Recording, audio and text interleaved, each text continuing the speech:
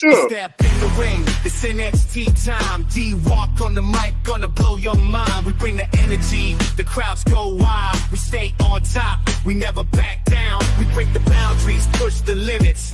NXT wrestling, we the epitome of brilliance. From the mat to the mic, we bring the fire. D-Walk's the name, I'm the rhyme supplier.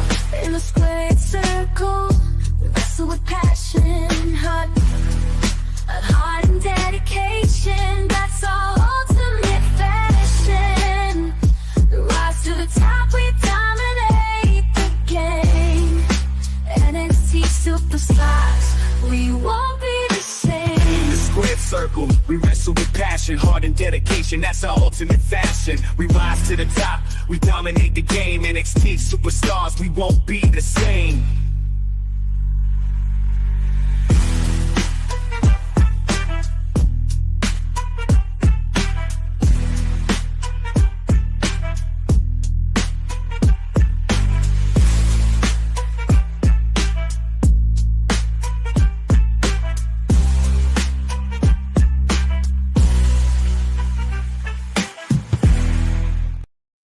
Yo, welcome to fucking NXT time with your boy D-War.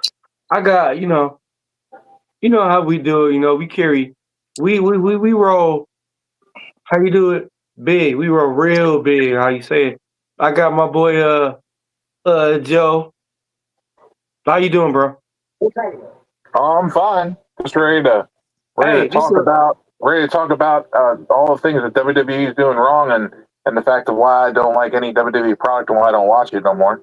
Yeah, and Joe barely be on, and like I said, Joe gonna be that one fucking one that's gonna be like, he'll tell you the truth, the whole truth, and nothing but the truth.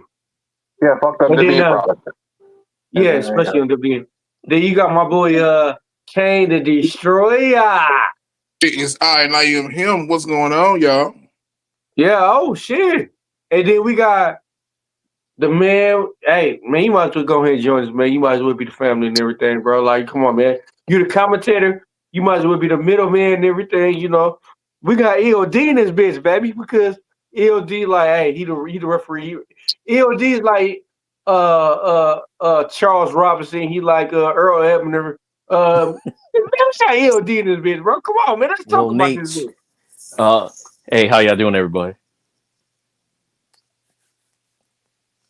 D-Walk is over there cleaning the camera. And this thing, Uh-oh. what's up, bro? How you doing? I'm good. Hello. Oh, we got somebody else. Hey, what's up? Don the Don. Misfit Nation. We got the motherfucking legend Krishan and Don in this bitch. How you doing, bro? I am good. How are you fellas doing? Man, hey, it's always a privilege when we got EOD, we got Joe, and then we got you on this bitch. Oh, man, it's a privilege, bro. Hey, man. We're here for you, bro. We're here. We're here. That's our privilege. Like, y'all, man, it ain't too often when we see all three of y'all get on here. It's crazy. A lot of people think we're the same person. Hey. You've never seen us in the same room. Hey, Bruce Wayne, Batman, they were like, How you doing today, man? What's going on? How was your day, bro? Oh, you talk. I don't know who you're talking. Yeah, to. you. I was talking to you. I'm good, man. Just a busy day with work and stuff, but nothing interesting. Trust me. We ain't talking about NXT. Hey, EOD, you know how you do it, bro. Come on, man. You do it way better than I do. Let's talk about it. He said way better. All right, so we start off with only 4 matches on the card tonight, so it's going to be probably a quick review. They start off with an intro package. I thought the intro package was pretty good, but they start out the first match of the evening was the Hardy Boys versus Dark State. Winner take all. EOD, so what you're saying is it's a typical WWE 4 to 5 match card? It was called Showdown. It's supposed to be their special, but they only had, because they had 2 Survivor Series type matches, so they only had the 4 matches because it took the Survivor Series matches took a long time, or maybe a half hour. So I'm starting to think Triple H can't count past 5. Oh man! So there you go. So D-Walk, what did you think of the Hardys Dark State? Oh, Because I know you watched it. Oh, Think you watched it. oh. Hey, first of all, I thought Dark State should have never won the tag team titles. It wasn't no reason for them to win the tag team titles. Second of all, I hate Dark State. Third of all, Dark State suck. Second of all, I don't know. I just, man, like, and what it would piss me off more if fucking we see, what's the Out the Mud win the tag team titles. I'll be pissed off with that, but I'm happy to see the Hardys win the tag team titles because they're the most dominant tag team champions ever in life, like ever. I'm happy to see that. But to me, I don't understand why. I mean, I understand like you got to have a heel face, a heel win over like when how you say it Hank and Stank when they won the titles, and then they lost it to Dark State. I understand the fact about it, like, yeah, you got to have a heel versus face, but I just, Okay. I don't know. I'm hoping they don't win it back, bro. Let me cut you off there for a minute. Let's be real about this whole Dark State Hardy Boys winning the NXT Tag Team titles. The only reason they gave the NXT Tag Team titles to the fucking Hardy Boys is to fucking give them the titles that they haven't held yet to add to their resume because they're going to put them in the Hall of Fame this year. Yeah. That's it. Yeah, same thing like New Day. New Day got the belts and everything too at one point. Just they're going to put the Hardys in the WWE Hall of Fame this year. Yeah. They're going to be the first non-contracted WWE talent to be put in the Hall of Fame. Hey, I could see. Yeah, I could definitely see that. It's not like they don't deserve it. I'm not saying they don't deserve it, Kane, but it's like you're wanting to push young talent. Yeah. But you're giving your young talent in a young talent brand the tag team titles to the old guard. Yeah, but I was thinking maybe they won't have it long. I agree with that. I agree with that. I don't know how long they're going to have it because they have the TNA tag team titles now too. They have both titles.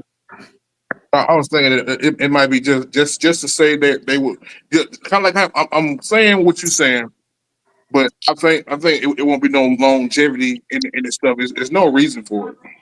But they're also going to face the Dudley Boys at Bound for Glory, and that's not for the championships, is it? Probably will be, but it might because they were already champions when they announced the match to begin with. I believe I could be mistaken on that. No, they didn't have the champion.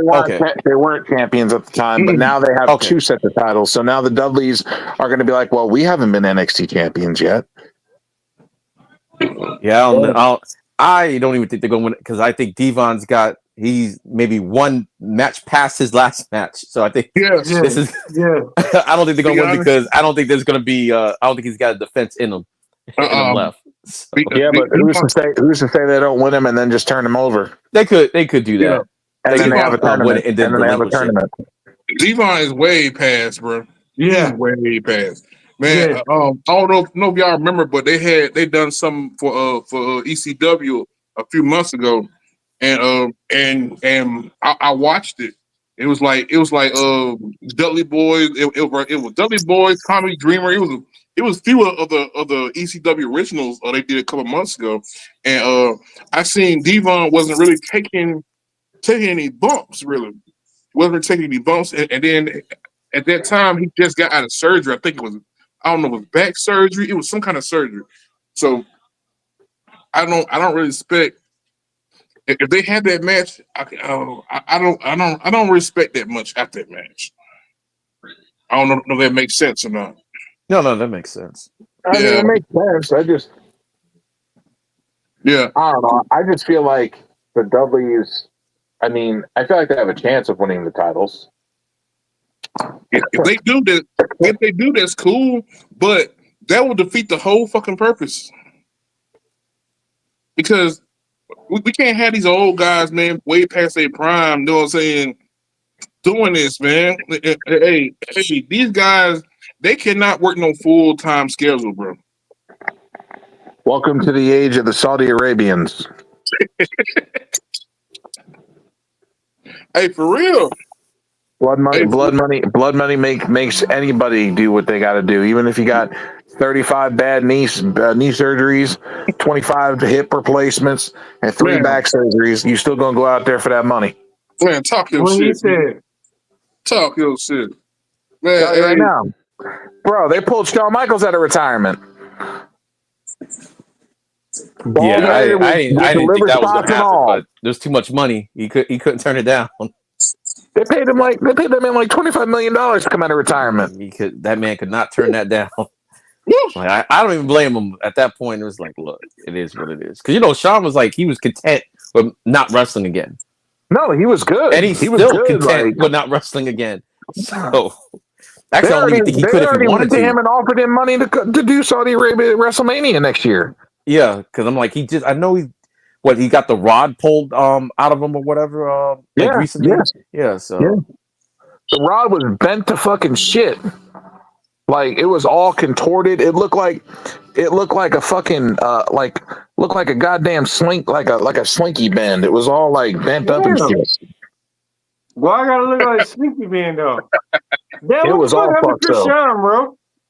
He said he was sitting out until we started talking about TKO. Oh. Because he didn't watch NXT, and I said, neither did I. I'm only here to sit on the product. Yeah, so this is what's going to happen with the show tonight. We got 2 shows in one show. We got a 2-for-1 tonight. So we're going to try to wrap up the NXT portion of it quick, so then they could go ahead and do the other portion of the show and see if we can get it on the 2 hours to get those clips. But if not, then oh well. Then it's never happened. We'll wrap this up though. All right, so I'll talk about the Hardy Boy match real quick. Like I thought it was just all right to me. The Hardys, like what Joe was saying, I believe it was just more like ceremony, just so it can pad their resume and everything. I don't expect them to have it long. And he's right with the older guys getting it in NXT is like a young league, but I don't see them having it for too long anyway. To me, it's like, okay, the New Day had the belts for a little bit. Why can't the Hardys? So I get it. And to me, it was just an average match. It wasn't that long. This match was not long at all. And they won it. The crowd was happy. The crowd was actually packed too. There was a couple botches on Dark State's part. But that's kind of to be expected. It's kind of be expected and everything. But the 2 of them, Lennox and is it Oasis? Is his name? Oasis. Or am I okay? Yeah, they the ones. How the match started was all 4 members just rushed the ring and started beating up the Hardys. Hardys cleared all 4 of them out, and then the ref basically eliminated Sugars and Cutler because it was supposed to be everybody was barred from ringside, but the match technically didn't start yet. So that's how they were able to get away with that. But then there was no interference for the rest of the match. And what they should have done was because the Dudleys were sitting at ringside. Yeah, they should have had the Dudleys hop the guardrail and help the Hardy Boys out. And they did say there must be a winner. Like I thought maybe that might happen. The Dudley Boys might come in the ring because technically they're in this quasi whatever, even though they banned everybody from ringside. But yeah, I think they were going to do something. Yeah, I'm kind of glad they didn't. I'm kind of glad they didn't. I thought that was what was going to happen. But the next match, like I said, it's only like 4 matches on the cards. We're on to the second. Was the Women's Survivor Series type match with Team NXT that consisted of both members in Inspiration. What's her name? I always want to say Kalani Jordan. No, not Kalani Jordan, but yeah, she was there too. Mara. I always want to say Mara Sade, because I always want to say Mara Jade because I read the Star Wars books. So I keep wanting to say that. But Mara Sade against Team NXT, which was Lola Vice, JC Jane, Soruka, and Jada Parker. In case anyone does not know, Mara Sade used to be Jakara Jackson from Metaphor. Okay. Yeah. So basically everybody there was basically former NXT members except for Kalani because he's still actively NXT member. Well, I'll wait till I get to my part of it before what I have to say about the match. But D-Walk, what did you think about this Survivor Series women's match? Don't hurt yourself, because I know there's a lot of people and a lot of females in there that you have opinions about. A lot of ass and titties. Whoa. I'm gonna be civilized. Okay. I just didn't like it because they could have had many more TNA wrestlers that was female wrestlers that should have been in the match. Even if you had to get legends, why would you have to have WWE wrestlers on that team? I didn't like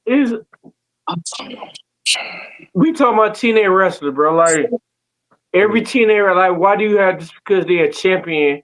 That don't mean they should be wrestling for that side. Same way as men. Like that's like a blood in the crib, bro. You can't just be like a crip and then just jump on one side. Like yeah, I'm this. No, you can't. Like your contract is a brand. You should be, hey, I'm NXT and everything. I went over there. I took that bill and everything. That's it. Why do you got to join that? Why do you got to join? Them? Because D-Walk, they had to call an audible because Masha Slamovich lost her job. But how many more women wrestlers? They had to call an audible. Bro, but how many more women wrestlers? They got more than one women wrestlers that could did that, bro. Yeah, but who has the star power to do it in TNA? You don't need star power, bro. Yes, you do. Yes, you do. Yeah. You are representing a cross brand. You should actually have some sort of reputation when you're doing a cross brand. So because of what they did, I don't agree with it. I don't think Kalaya Jordan should have been on the TNA team to begin with because she's an NXT talent. But because she is the TNA Knockouts champion, it's the only reason why it made sense. Other than that, I mean, who else are you going to get from TNA to be the main person? You can't get Ash by Elegance. She's hurt. Well, she done. She done. Masha Slamovich was fired. So there's your two of your biggest female draws right there that are gone. Mara Sade was on the team already, and the Inspiration were on the team already. So there's most of your popular talent your women talent at TNA. They could have got Xia Li, but Xia Li's not that over to where she could have done the crossover.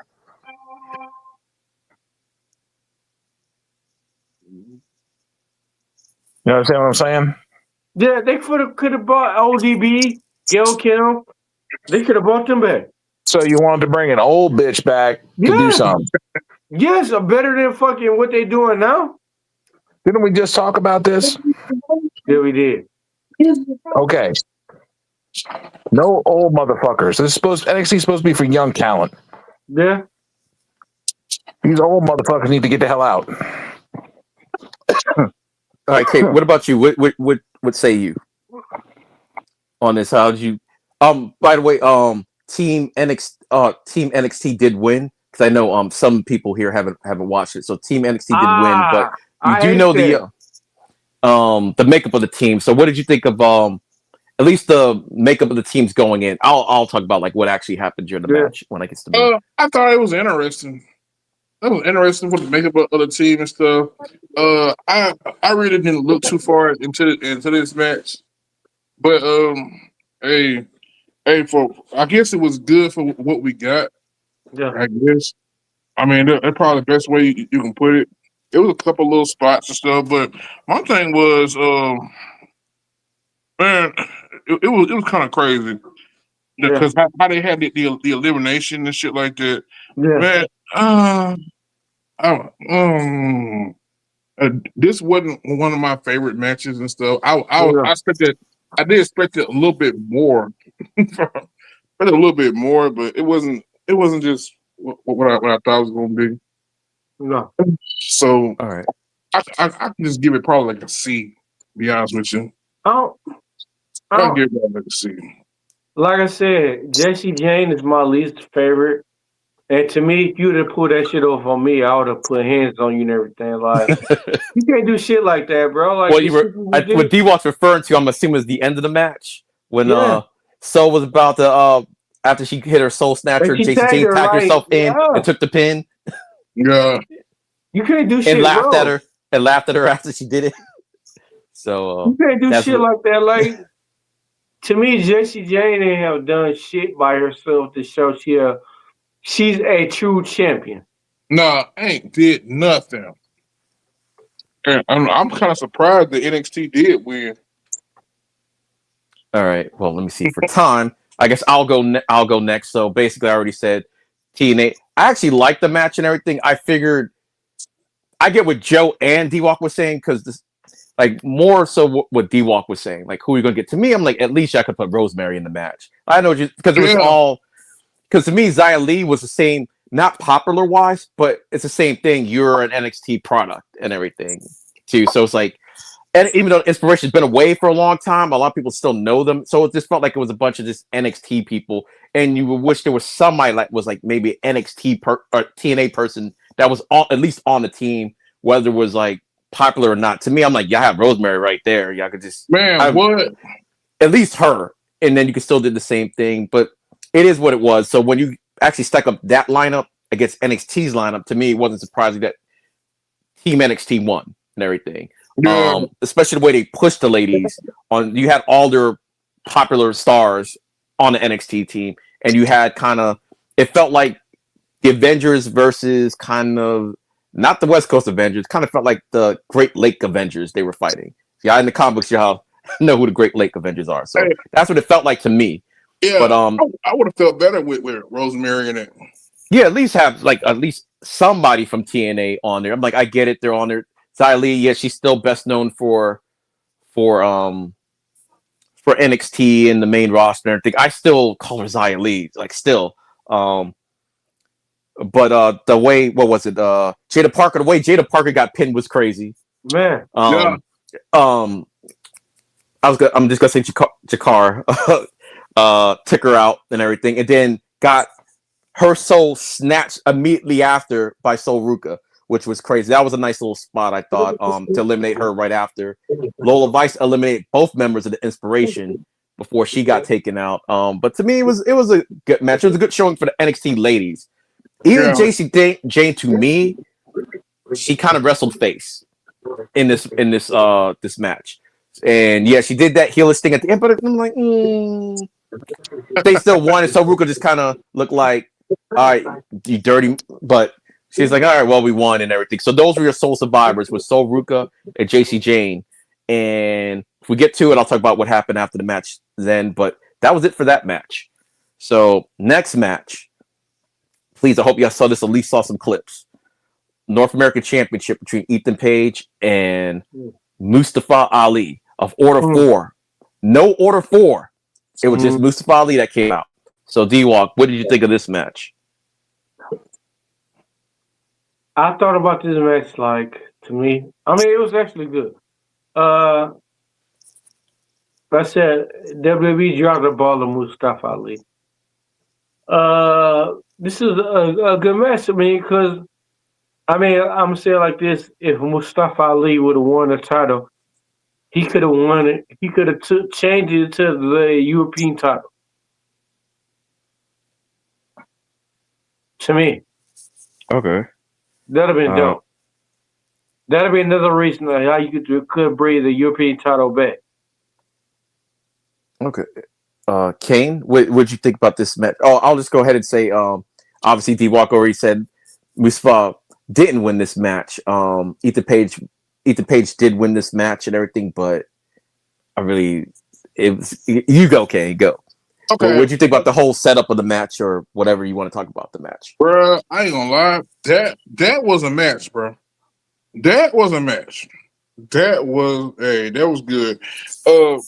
I like the fact that WWE acknowledged that Ali was released after earning a title shot. What was like very surprising to me, but it gave like a good continuous thing for the storyline. Okay. It kind of did, and I did like this match, bro. I kind of knew that Ethan Page was gonna win it, but as far as the match goes, it was a fucking good match, bro. It was a good match. I don't know how everybody else feel about it. but these motherfuckers fought. They fought. Joe, I know you didn't see the match, but what did you think about the whole idea of Ethan Page versus Mustafa Ali for the North American Championship? I mean, in theory, it's a good idea, but at the same time, it's also a bad idea. I mean, you're bringing in Mustafa Ali, which is fine. He's not a bad performer. He's a good wrestler, and Ethan Page is a good wrestler. It's bound to be a good match regardless. Word. But at the same time, your NXT partnership is not going to be the same because you're not allowing, you're not allowing NXT talent. I mean, TNA talent to really win NXT championships. I mean, yeah, you let the Hardys win. But they're the Hardys. Fine, but that's the Hardy Boys. Yeah. They've got experience, and they've got what you call it. They have skin in the game when it comes to WWE. Mm-hmm. So the fact that they're not letting other talent win is kind of aggravating, to say the least. See, that's why they're not good enough. That's why I spoke up on the match was good, but you can tell, bro, that man, it was more like they were crushing them motherfuckers as far as everything else goes. I did enjoy the match. Man, hold up, my fault. It's Joe time to talk. My fault. Go ahead, Joe. Oh, you good, man? I was letting you talk. Yeah. You know how I am. You want to talk? I just take a pause. Hey, nah, because I'm fully behind that, bro. Because it just, the thing about it was the match was good, but I don't think it was good for business. I mean, Ethan Page is a good heel. Always been. Hey, you can look at Ethan Page, and I guarantee you, everybody that you know can look at Ethan Page and say, this motherfucker has the perfect punching face. Does everybody want to punch this motherfucker in his face? And if you got people feeling like that, you are doing your job perfectly. Of course he is. Perfectly. Because I ain't gonna lie, I wanna give him the front hand and the back hand. That's why I love Ethan Page. I love Ethan Page because he's such an asshole that you want to punch him in the face, but at the same time you love it because you want to see more of it. Yes. Man, you can't punch him in the face because he gonna punch you back. Guess what? I wouldn't be mad. I wouldn't be mad at all. Hey, be honest, I'm like, you know what? You all right with me. Yeah. But how this stuff even went, bruh, the whole fucking thing was kind of crazy. You know what? Go ahead.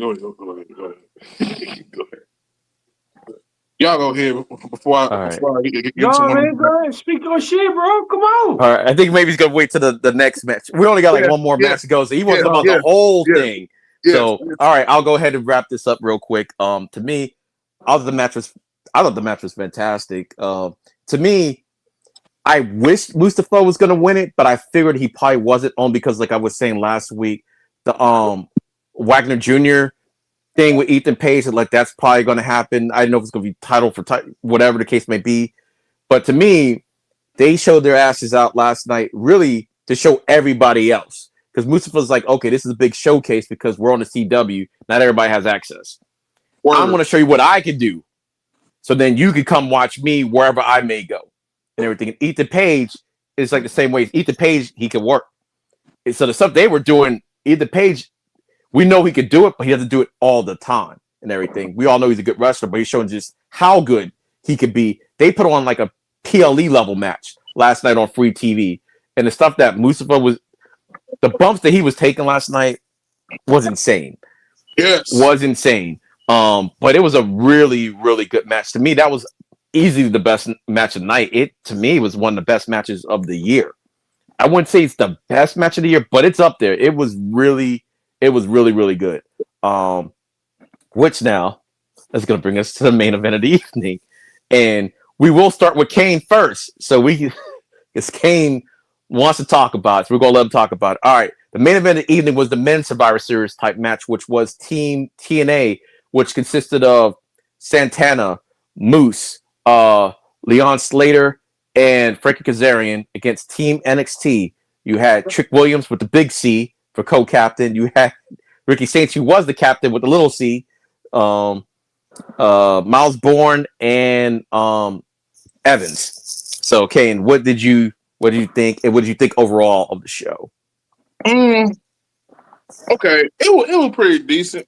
It was straight. I liked it. I liked the match well like that. It was the ending that kind of got to me. The ending kind of got to me. It was kind of, to me, it was kind of comical. But hey, but these guys, they fought their ass off, bro. They fought their ass off. I think overall, I give it a B. Yeah, at least a B.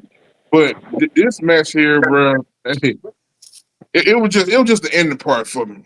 How bro just walked off. Just walked off. Well, Santana did say, "I don't trust Trick Williams." That's why he wasn't on Team TNA, and we found out why. Trick, you can't trust Trick, bro. Trick is so full of himself that it's not even funny. He is so full of himself. Hey, but I guess he has the right to feel like that because he's working for one company and he's the champion of another company. I mean, so hey, I guess it's part of the package deal. But it was just funny to me to see the ending, and these motherfuckers know, but like Trick ain't shit. Trick ain't shit, and Trick showed him that he was not shit. So that's why you got the ending of how this stuff went, bro. I did enjoy it though. I ain't gonna lie. I love me some good heel shit. I ain't gonna lie. Right. Okay, we're gonna pass this on to someone else though, man. All right, D-Walk.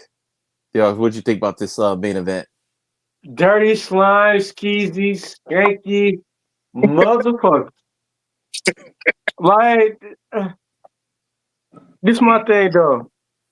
What happens when you lose the NXT title? Where do you go back to? You got to go back to the motherfuckers that, hey, my bad, I got this title. I got over here you can't trust a motherfucker like that, bro.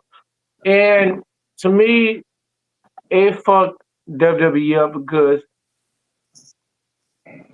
Trick supposed to be y'all supposed to be building Trick up to be a champion in NXT, but then at the same time, y'all fucked him over because, like, why would you want to trust a motherfucker that won a title from another organization and then fuck this organization over with and then lose the title and try to be, no, y'all done fucked it over.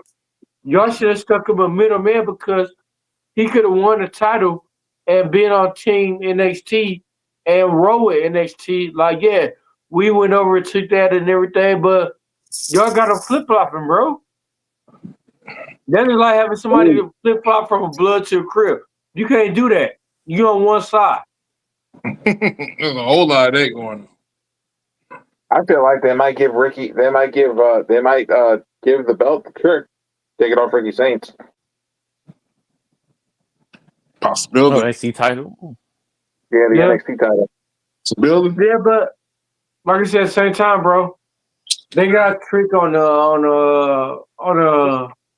how you got like a roller coaster.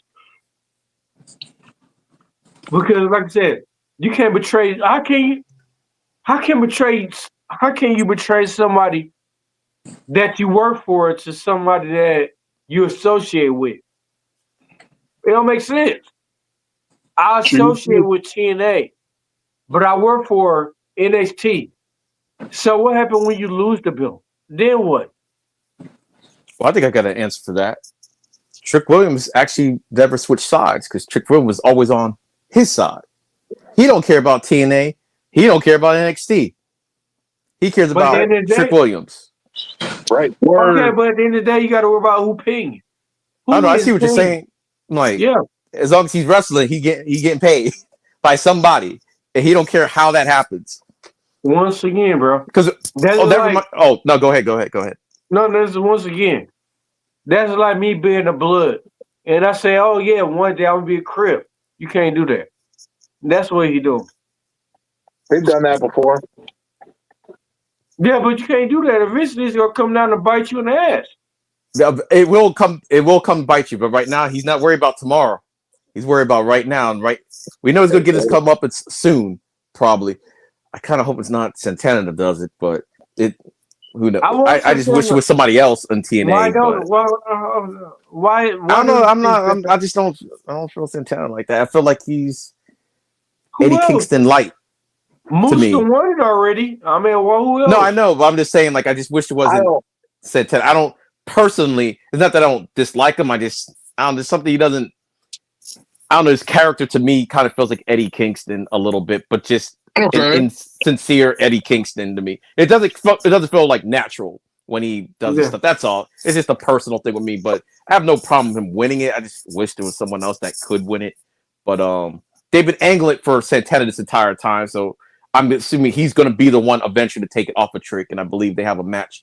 I don't know if it's going to be at Bound for Glory or not, but if it is, it is. It will be. It's going to be at Bound for Glory. No, I mean, I know. I mean, if they're actually going to pull the trigger on it at Bound for Glory or not. I think they will. So. It's time. I think they will. Yeah. So, well, for me, for the whole match, and then I'll just talk about quickly what happened in the in-between parts of the match because I'm trying to get through the main stuff first and everything, just so we can, like I said, 2-1 show tonight. I thought the match was all right. And like I said last week, if TNA really wanted to, TNA could have really smite them like Thor. Because with the roster they have compared to, I mean, it's just what it is. The roster TNA has compared to the NXT roster as it is right now, it's like they could have put even more people in there to really beat them down. Because Obafemi is not available. Because who knows what his status is? He might be main roster, but who knows? But they don't even mention Oba, so that's why I think that maybe he might be crazy, bro. He might be main roster bound, so it's like, okay, we're not going to mention him because he's not going to be here. So that's fine. I'm fine with that. And they pretty much had their heavy hitters. I mean, I would have switched out Evans instead of Miles Bourne with somebody. Oh, speaking of Miles Bourne, the way he got taken out, he was out of there quick. Man, they took him out. What was he in the match for? Like maybe 3 minutes or something like that. He was gone. He was eliminated quick. And Evans was the next to go. Not that long after. And Slater was the one that took him out, and they got their match at Bound for Glory, too. Hey, look. Miles Bourne was taken out so quick, he didn't even hear it coming. Wow. Joe. Joe. Come on, man. Joe. We trying to be civilized. Oh, come on. Yeah, he was taken out super quick. To me, the match was just okay. I did like the story at the end and Trick showing that he is Trick. The way Trick did it, though, I will give him a little bit of grace. Because he did try to tag in Ricky Safe, but he was in the corner. It wasn't his fault that Ricky was fighting somebody on the other side and everything. Trick was just like, I'm tagging you and you weren't there? Bet. And then when it was his time, he just left. Me outside. How about that? All right, that's you found the button. You found the button. All right, so to me, it was like, Trick left. And Ricky Safe, he did some eliminations, but it was just too much. And like I said before, Team TNA, I thought was going to end up winning this match, and they did. Yeah, we'll see what's going forward with Trick Williams. All right, some stuff that did happen during the match, during the show, that was like segments in the back. We had after the women won their match, they were all hanging out, kind of buddy. I thought it was weird that Jada Parker, Lil Vice were kind of buddy at the time, since they had a blood feud. But then Zari came up and told Sober, "Oh, I see you're hanging out with your new friends and everything." And they look like they want to start their little beef about friendship again. Then Blake Monroe showed up and told her that basically she wants the championship. Not that one. She don't care about the speed one. She wants the North American championship. So look like Ruka and Blake Monroe is going to probably end up in a program, probably Halloween Havoc, and I think Blake Monroe is probably going to win off of her. Another segment they had was Matt Cardona showed up asking Ava, or basically he was apologizing for what he did last week in the match, and then Ava was saying that he was the biggest self promoter and everything. You're not really sorry. He's like, yeah, you're right. I'm not really sorry. But that set up a match between him and Josh Briggs for next week on NXT. Anything else that happened? I can't think of anything that was important. That, ladies and gentlemen, that was NXT time with D-Walk and everything. So, what did you think overall of the show, D-Walk, before we send it over to Joe? And Kane, well, better, and bro. K2. Like I said, like in the way wrestling is dying, bro. TKO is killing wrestling right now. And it sucked, bro, to say that because, like, they actually have like people that don't have a desire or how you say it, like desire or a passion for wrestling like we do. That's why wrestling's been sucking though. Like Raw, SmackDown, wrestling been sucking, bro. It been horrible. The storylines. We've been seeing the same matches for weeks after weeks after weeks, bro. Wrestling been sucking, bro. All right, Kane. Let's bring. Oh, go ahead, D-Walk. Let's bring Vinnie Mac back, bro. Let's bring Vince McMahon back. It's time, bro. Wrestling suck. I keep thinking he does those long pauses, so I'm thinking he was done. Yeah. All right, my bad. I'm done now. I'm done. No, keep talking as long as you want to talk. Just when you do the long pause, I think you're done. No, I'm done, bro. Like, okay, all right. Kane, what did you think overall of NXT? Bro, I ain't gonna lie, bro. I kind of gave up on NXT a little bit, bro. I ain't gonna lie. But as far as it went, how all the matches and what all was going on, I think it could have been better, bro. I do. I think it could have been better. But for what we got, I guess I'm content with it. I'm content with what we got. Hello, is that Krishan? We got Krishan now. Yeah, because we're about to wrap up, and I know they say he was going to jump in when we're done with NXT time. So yeah, I don't watch NXT, so I didn't want to bring you guys down. I wanted you to have your flow. hey, Krishan. Hey, I ain't gonna lie. I haven't been watching NXT myself, bro. Ain't gonna lie. All right. Well, I guess I'll give the final thoughts on NXT for tonight. I thought it was I liked it. It could have been better.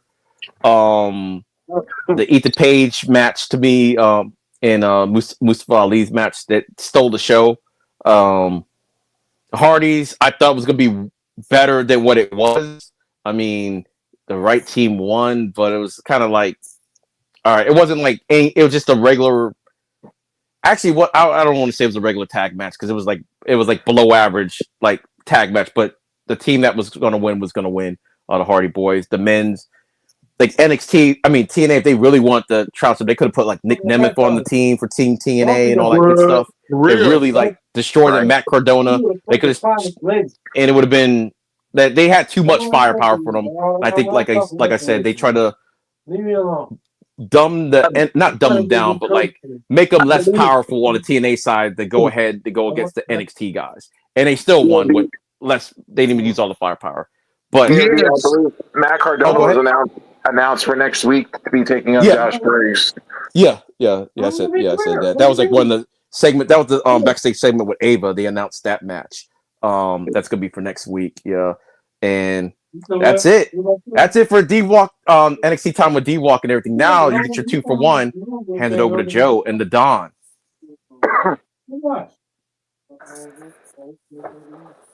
All right. Time for a little Joe Knows Wrestling. I think Alex said he did something for this. Yes. Oh, he made a little intro. D-Walk has to hit the button now. Oh, D-Walk is there he is. What am I doing? Button for now make a button. For what? Button for what? For Joe's show. Joe Knows Wrestling. For what? Joe knows wrestling. We don't do buttons on this show, bro. The button is gone, bro. It was supposed to be the last thing at the end. Oh, He said it was the last video. I thought you talking about hitting buttons on people. I don't do buttons on my show. Like Alex hit buttons on everything you say. You can say ass, butt. You can say anything like the sky and everything, and you find a button and everything. But no, I don't do buttons on my show. Let's bring the TNA back to wrestling again. No, what we talking about, man? I ain't got time to find buttons, bro. What we talking about? I guess he'll just edit it, he'll cut it in half or something, I guess. Hold on, man. Hey, the video. Yeah, bro. Like the intro.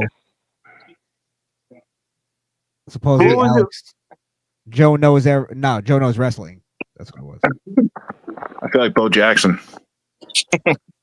Behind the scenes. That ain't which it. I get to watch tonight. Bo knows. What's the video? I didn't even know the video. What we doing? What kind of video? He said it was the last one.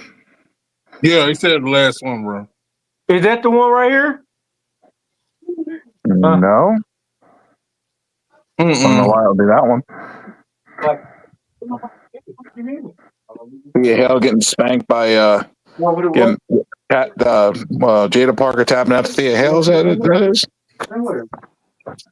I think yeah, that's what that video is. Bruh. Is that it? Bruh. Is that the video? Come on. No. I doubt that's the video. Something No. about a woman in fishnets. I don't know what it is. He said the very last one, bro. He said he made an intro or something.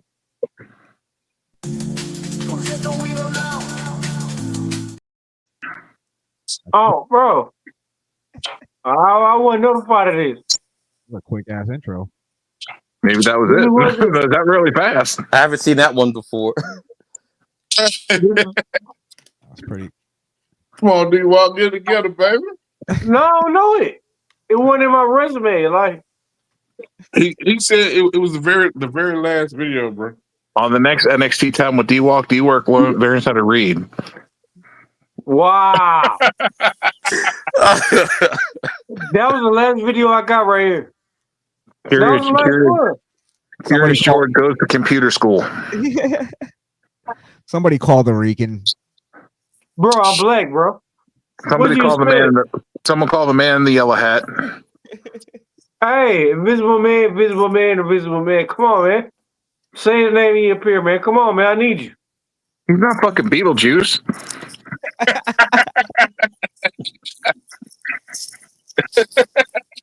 Motherfucker act like he's Beetlejuice or Candyman.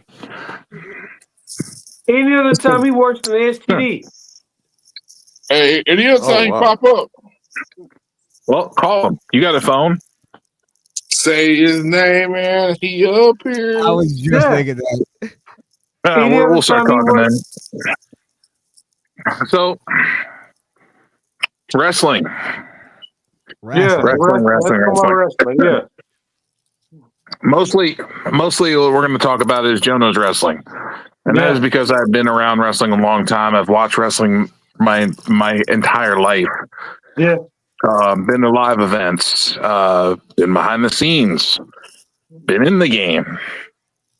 You know, I've seen a lot of things and done a lot of things, and I know the business very well. I don't agree with what TKO is doing. No. I believe TKO is killing WWE. I believe they are the cancer of WWE.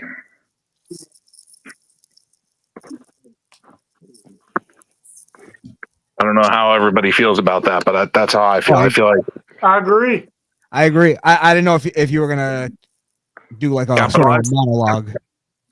No, I mean, I just wrestling isn't what it used to be, and it's because of TKO. AEW, on the other hand, is still and always will be a family-friendly affair. And Tony Khan even came out and said that. He said he will always keep ticket prices, and he will keep everything family affordable. Well, that's really what the model of wrestling has always been. It's always been sort of a blue-collar man's kind of like play, let's call it. you know. So it's supposed to be affordable. It's supposed to really be for the kids as well. And I just always found it, I've said this before, but I'll say it again. I always find it funny when like narratives are destroyed. And there's always been this narrative that Vince McMahon was this, you know, money hungry guy who was, you know, screwing over everybody just to make a quick buck.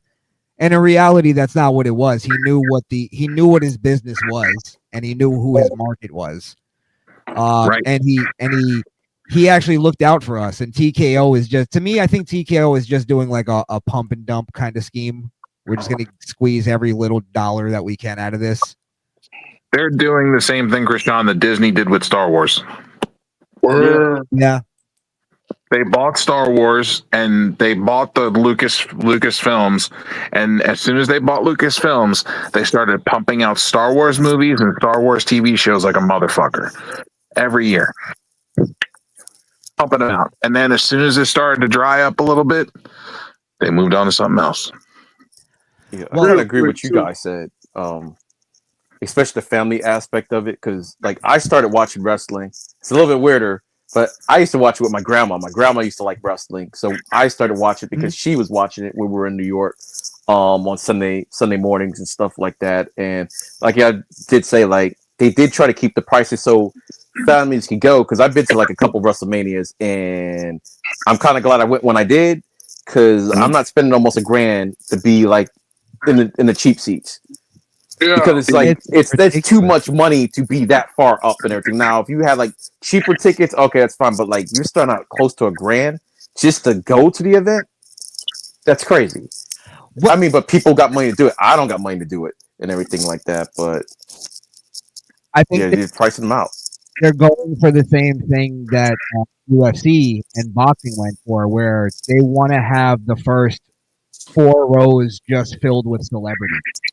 Yeah, that's really that's what they're looking for, because they think that's gonna attract people. And the thing is, I think TKO is just really they're gonna screw themselves, because I think they're not like, wrestling is such a different thing.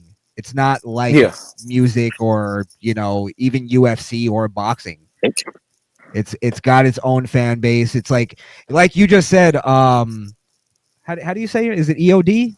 Oh, yeah, just EOD. EOD. It's fine. How you said you started watching wrestling because your grandmother. I started because of my grandfather. My grandmother also loved it. My brothers, we loved it. Like, it's a family thing. It's like it's passed down. Yeah, and that's just gonna be like gone, because the whole thing is gonna be like, oh, I love this. I love wrestling. I want to go, saying this to their father.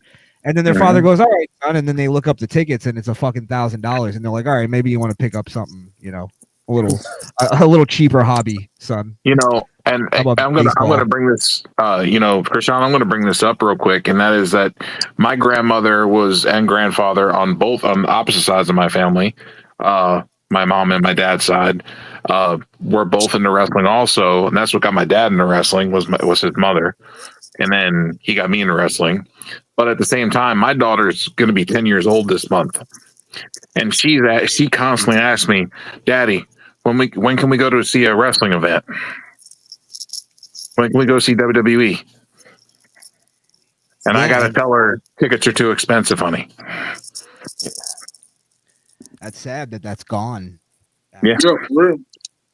So I'm looking into AEW, and I said, "Would you be okay if we went to an AEW show?" She said, "Sure." I was like, all right, I'll look in AEW, because I can get 2 front row seats to AEW Dynamite, sitting camera side behind like the announcer's table for like a $150 for 2 seats, 2 tickets. Yeah, if Tony Khan's smart, he'll take advantage of this market. He did. That's why he especially WrestleMania weekend in 2 years. Like, I would try to do something. So he when all the shit with TKO went down, when they talked about Vince and how he was always pricing stuff for families, but we're out to make money type thing. When they came out and said that, Tony Khan rebutted and put a tweet out and said, AEW will always be for families, and we will always keep the prices family friendly.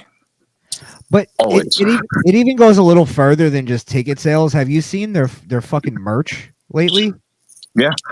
Like I wanted to buy one of the belts, and it's like what, like $500. Yeah. One of them was That ain't even the $700. most, dude. That ain't even the most expensive belts.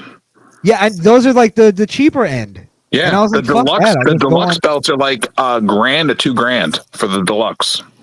Bro, I always wanted a Smoking Skull title because Austin was always my favorite wrestler, and it was like almost like over $1,000 or something. I don't even think they have that anymore, but I just went online and had some dude that makes belts. He made a replica for me. Oh, that's nice. Oh, cheap plug. Like, I do have a way WWE affiliate link, so just check out my page. And yeah, I need to get some WWE. Hit that link. But anyway, go ahead. You got a guy that does that? You got a guy that does that? Place the plug. Hey, y'all hit up the DMs. Let me know. I'd like to get a couple. You know, I like to build a belt wall. there's something to be said for I think business just in general these days, because there's a lot of companies that you see that are making really stupid decisions. And because I do a political show, so we talk about this all the time, and I came to the realization that none of these companies, and WWE is a perfect example of it, none of these companies are being run by the founder anymore. No. It's all like people who either inherited the company or they just worked their way through and ended up being, or they just got put there because they're college educated or whatever. But they're willing to make these stupid decisions with this company because they don't care about it as much as the founder. No one is going to run WWE the way Vince did, because Vince cared about it more than anybody. He literally put up I forgot how much he put up for the first WrestleMania, but he literally was like going broke, going home or going broke, that kind of thing. And he's the one that made that risk. He took that risk. Ted Turner kept WCW around for years after it wasn't even making them money anymore, because he just loved wrestling and he had a reverence for it. Like, that's not happening anymore. Everybody is there just to cut costs, make as much money as possible. They give no fucks about the actual company or the integrity of the company. Nope. So that's what we need to realize. Whether it be Coca-Cola, whether it be Budweiser, the NFL, it's not the founders anymore. I'll tell you who's not chasing the money. Who? Karrion Kross and his wife, Charlotte. They're not after money. They're not after money. No. They even went on. They were on Fred Van Vliet. Yeah. Chris Van Vliet. Yeah, Chris Van Vliet's show. And they even said, what would you do if you got offered a big contract and it was 4 times what you've ever made? And he said his reply was, that depends. What's the story? What's the direction of the character? And he's like, if there's no direction for the character, the money doesn't matter. He's like, I'd rather make 1/4 of that to have a better story. Yeah. And have more creative control. Yeah, I was. Yeah. Talk to him. This is facts, and this is somebody who Karrion Kross is a no name. His wife is Scarlett Bordeaux is a no name as well. But they're not after the bag. They rather struggle. They were like, we've struggled before. We'll struggle again. It's not a big deal. He's like, it's not about the money. I'd say yes and no, Joe. Like I've learned, like, if you look at this whole like Saudi Arabia thing, and you look at how many people, like all the comedians that talk shit about Saudi Arabia, like Bill Burr, is really the and then they're going to go over there. And never going to go over there. And then, they threw him enough money and he went over there. Like, I honestly, though, I get it. Like, they're throwing you life-changing money. Go ahead, So there's a thing. I think everybody has a price at some point. Like, maybe Karrion Kross can live off of what he's made already, and he can have that integrity. At some point, maybe it'll dry up and he'll have to go somewhere. But I respect it still that he could take a big contract right now, and he's not, because they really did kind of fuck him, and even the fans saw it.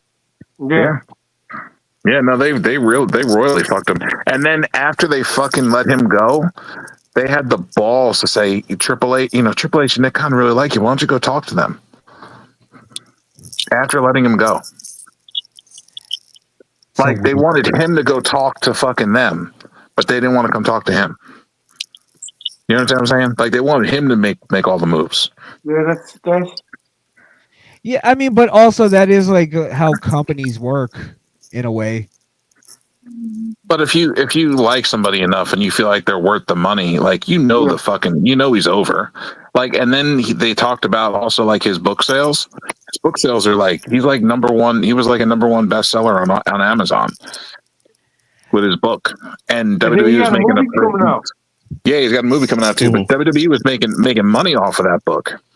And he brought the book up in the contract negotiations and the merchandise sales because he got his merchandise to number one. He brought it up to number one. Wasn't them that did it. And they were like, and they said that his book sales and his merchandise sales were not relevant. I don't know. I think they have an issue when it comes to people getting themselves over. I think they do. It just seems like there's always been a thing when you get yourself over, then something crazy happens. You would think, oh, let's roll with it. You kind of did the heavy lifting for us that we didn't have to do. Yeah. But it seems like something always happens to everyone that always gets themselves over. Like he did all the work himself and put the money out to do the vignettes and everything on his own from his own dime.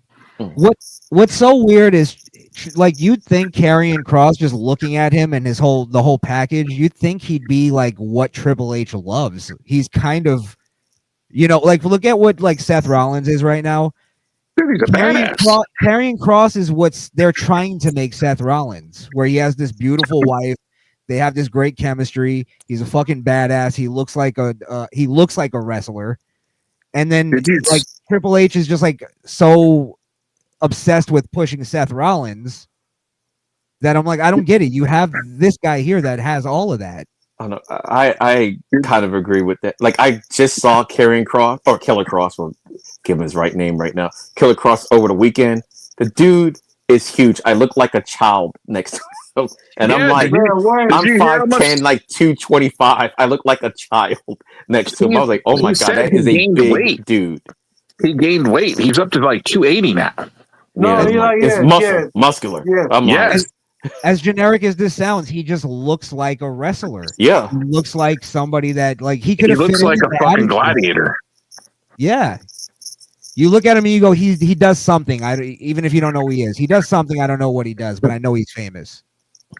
Did you see the video, Krishan, when he had that baseball bat and he in like a Kimura lock and he snapped the baseball bat with his forearm? No, I didn't. I can believe it. Yeah, I can believe it. The dude had a fucking. Karrion Kross had a fucking bat in between his, like locked in a Kimura lock, and he jerked his arm and snapped the bat and the baseball bat in half. Jesus. He's bro. The dude's dangerous. He could be really lethal. And the guy does the like, because I'm very much a character promo guy. Karrion Kross could cut a promo. He has a character. Yeah, he's a good talker. Yeah. His wife is good too. But she's actually a good wrestler, but you wouldn't know it from WWE. Well, the wrestling is what it is, but like all he really needed was WWE to give him a good storyline. Give him something to do. You have this character that you just have to plug in. Oh, I meant Scarlett, because they didn't ever really let her wrestle on WWE. I see the wrestling in TNA. That's when I first came across them. She doesn't need to. No, I first saw her in Lucha Underground. Lucha Underground was the first time I've seen Scarlett. And she was doing amazing shit there. But she also told the story about when she was wrestling. She popped her breast implants when she was wrestling. And she got home and she looked at him and she's like, "Does this look right to you?" Like, and he was like, "You might want to. We want to go get that checked." She popped both her breast implants at once and had it fixed and was back at the PC ready to wrestle after a week. Jesus Christ! Oof, it's hardcore. Can I just throw something out to play devil's advocate here? Because something you said, Joe, stuck into my head about him saying that I don't know if it was him that said it, but WWE wanted them to go to him or him to go to them, but they didn't want to come to him. Am I right? That was what what it was the writers and the people in the office, the ones that left that were let him go, like, hey, we're not renewing your contract type thing. Okay. Is there a possibility that Karrion Kross has, and I'm just speculating, I have no, I don't want to spread any rumors here, but that there may be like a little bit of an attitude problem with him? Like he may, because I feel like there's something in that where if you, I don't know, because he said, okay, so he spoke very highly about the Miz and AJ Styles as well, because they were like advocating to push him, and he even said he's like every time you're around guys like that, he's like, not only are they such great people and such nice people, but he's like, you learn so much. He said just being around the Miz, he's like, you would never guess it, but he's like, I learned so much just from being around him, and he's so thoughtless. You would think a guy like that wouldn't be, but he's the opposite. He's a very thoughtless person. He's very helping and trying to get people, push people and get them over. Which shows you how talented he is, because he's such an asshole on TV. Yes. Yeah, I mean, in Mike Mizanin in person, the real Mike Mizanin, and like Maurice, their characters and their real life are nowhere near what they are the same. Nowhere near. I actually liked their reality show. I thought they were great together. I thought they were hilarious. The family was fucking wacky as shit. That's their family. That's yeah, their family. You can tell it's genuine. That's why I think they're. I really like the Miz and his family. Sorry, I used to have him on Facebook, but he let go of that. Yeah. D-Walk, you were saying something. No, but Karrion Kross, he think of people highly, bro. Like even people underneath him, he think of them highly, like the camera people. Like he think people highly. Like it need to be more people like Karrion Kross in his world. Let me be a little more clear on what I meant. I don't mean like attitude problems, as in like he's an asshole or he treats people. There's a certain thing of like, though, when you're in a creative space, that you have to like sort of bring something to the table in terms of like, here's some ideas. Even if WWE rejects all of your ideas, if you're bringing them ideas with a certain enthusiasm, I think that's, and I'm just talking from a creative standpoint. I don't know how WWE is backstage. So I'm playing devil's advocate though. If he has this like thing of like where he doesn't want to go to them with things, that could be a detriment to him, even though he's a good guy and he's a nice guy.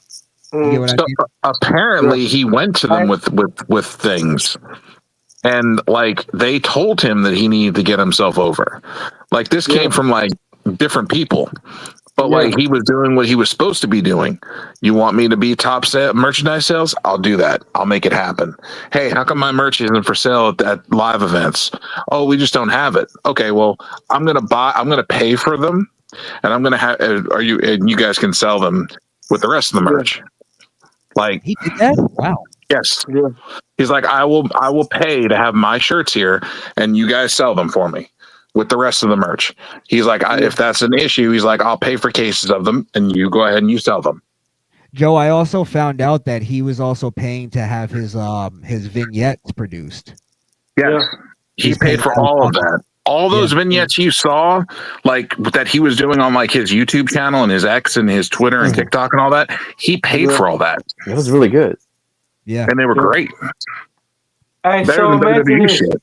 And it was to go with the storyline that he was doing on TV a lot of the times. Yes, and he also learned about movie production and stuff to do the vignettes. He's actually trying to get into acting right now, and he's actually got a couple of leads but they wouldn't say what they were. So imagine this. Imagine if R.I.P. Bray Wyatt would have got along with Karrion Kross. Imagine if they would have did a faction together. That would have been crazy. They were going to. Bro, yeah, that would have been crazy, bro. Like, imagine how a dark faction, that would have been darker. That would have been darker than the corporate ministry. That was originally part of the production plans before Bray Wyatt passed away. And then we the only ones that smoke about that shit, bro. You We the know, only ones. Hey, I think we have to start looking at this a little differently. I think we're kind of looking at this from, maybe 5 years ago we might have been right, but now we got to remember TKO is running it, just to kind of circle back the conversation. I don't think they give a fuck about Karrion Kross getting over with wrestling fans. No. You got to remember they signed Logan Paul. They've got Bad Bunny, kind of on retainer. Like they got Jelly Roll wrestling. Like they're going for. Remember, I said they want celebrities in that front row. They're going for that. They're going for people like if Karrion Kross. Think about this: if you went out just in the real world and asked 100 different people, "Do you know who Karrion Kross is or Killer Kross?" and they're not wrestling fans, most of them are going to say no. That's true. Almost everybody knows Logan Paul, whether you love him or hate him. My point is that's what they're looking for now. Karrion Kross has to go out, and that's why I'm glad you said that about him getting acting gigs, because that's only going to help him. He gets a great name for himself in acting.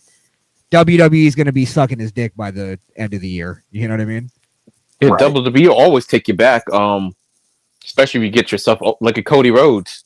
I mean, but he was like nothing when he. Well, I don't want to say nothing because I like Cody Rhodes. I like dashing Cody Rhodes.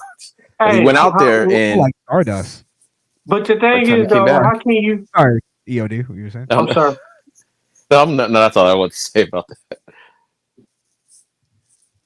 Yeah, you make a name, or you become. I think Cody Rhodes was more that he became competition for WWE. Mm-hmm. Cody Rhodes became a huge name because of the fact that he made himself into a huge name. Mm-hmm. He pushed to make himself into a big name because he wanted to be as big as the business he worked in. He wasn't there yet. So he took what he learned from WWE and from his dad, and he went out in the world, and he fucking went on the indies and went to Japan and started AEW. And then here we are. I don't remember the timeline. Did he sign with WWE when TKO had already taken over, or was it Vince? No, Vince. It was Vince. Yeah. Okay. So maybe Cody Rhodes could have caught a good wave. Actually, that's what it was. Yeah, that's exactly what it was. Yeah. Perfect timing, perfect everything. I mean, I'll say it like this: like everybody who got an agreement with WWE before they signed with TKO, it's a loophole. That's why I think a lot of wrestlers are able to be I'm leaving and I want to leave. Cody Rhodes in that loophole where he in the middle. Like I got a choice, like LeBron James. I'm in the middle where I got my own car. I could do whatever I want to do. You know what I mean? Yeah. But then I just started thinking of the whole R-Truth thing because they folded on that. I'm pissed about that shit, bro. Yeah, but they did it wrong. They folded on that though, and that was I don't know. Was that just? I'm pretty sure that was just wrestling fans that were outraging about that. I mean, I was shocked how big that got. To the point where they decide, like you said, to change course because I gotta be honest, I've never seen anything like that happen. Like you might think of that for a bigger star, but R-Truth was so beloved, they just came out, and I guess they just couldn't. Even though they dropped the ball with that whole thing, but that's a whole nother story. But but the fact that they did reverse course and bring him back, that was kind of impressive. I have to admit, I would have never thought that much support would. I mean, it made national news, real news.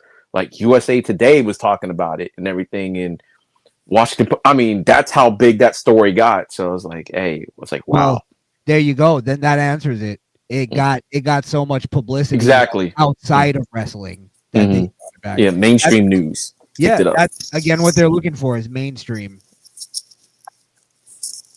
But at the same time, I mean, they did nothing with it. But no, they really fucked that over. They dropped the ball big time on that. That could have been way better than what it was, and way more than what it was. Yeah. Yeah. R-Truth could have won a title at least and then lost it the next day. Like, they dropped the ball on R-Truth. Like, they really did. And they for R-Truth to be with WWE for so long, they fucking dropped the ball on R-Truth, bro. R-Truth had many times where he could have been world champion. And they fucking dropped the ball on him. I hate to say that, bro. Like, I think where they dropped the ball was R-Truth. If you remember, R-Truth really had a really great heel run back in the day. It was why I got back into wrestling, to be honest. Like he was coming out dressed like a Confederate soldier and doing like the slave talk to Vince McMahon and shit. I was like, holy fuck, this guy's amazing.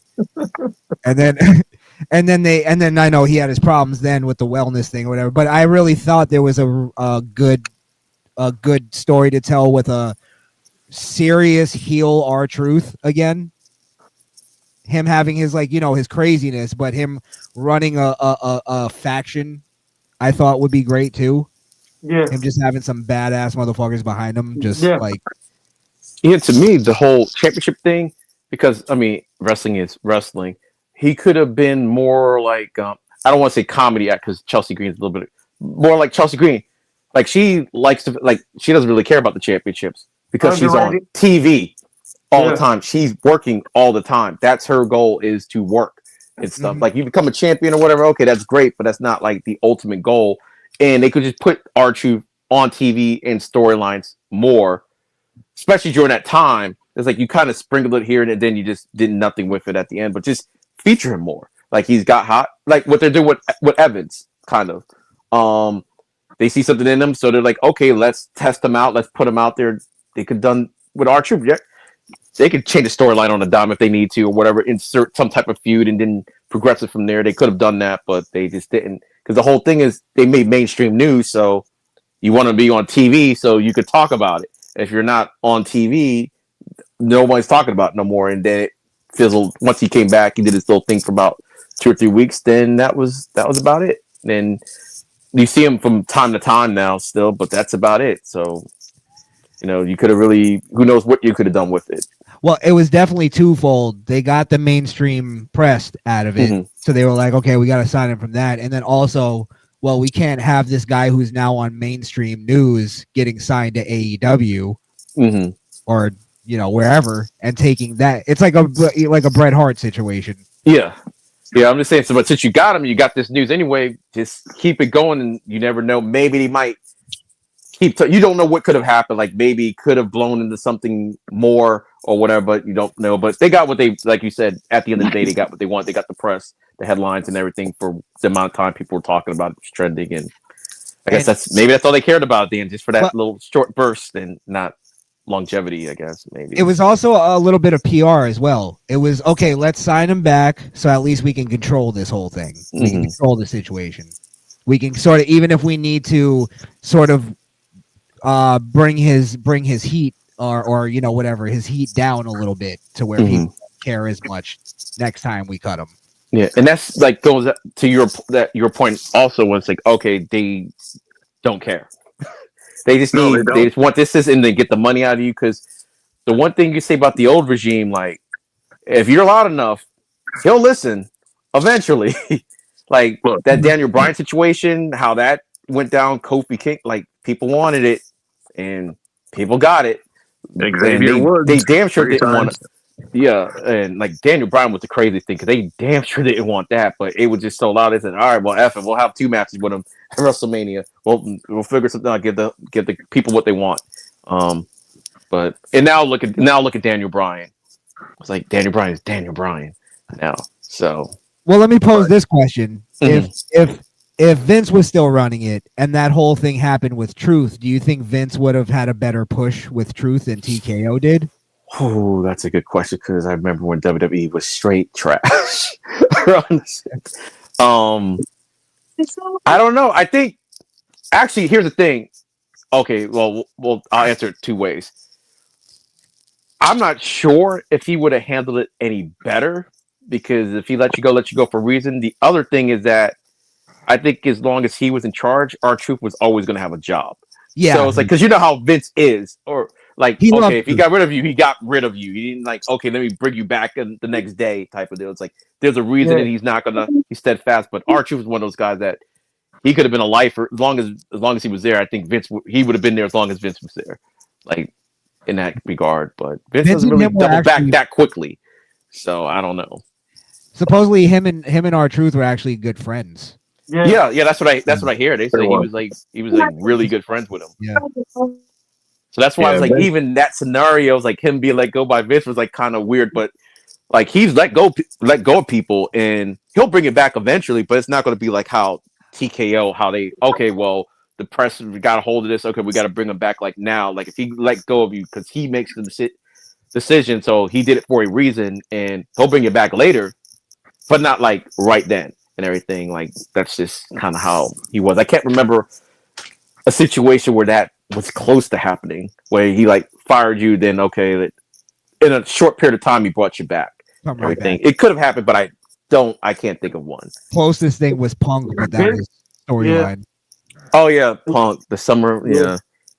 Vince would have But never when he let him go though, when he really let him go, it was like Vince would have never let go R-Truth. Never. what was it? What they say? It was his wedding day or something like that. He got the call. I'm like, come on, Yeah. could have waited till the next week. They wanted him. They wanted Punk to come do a show on his wedding day.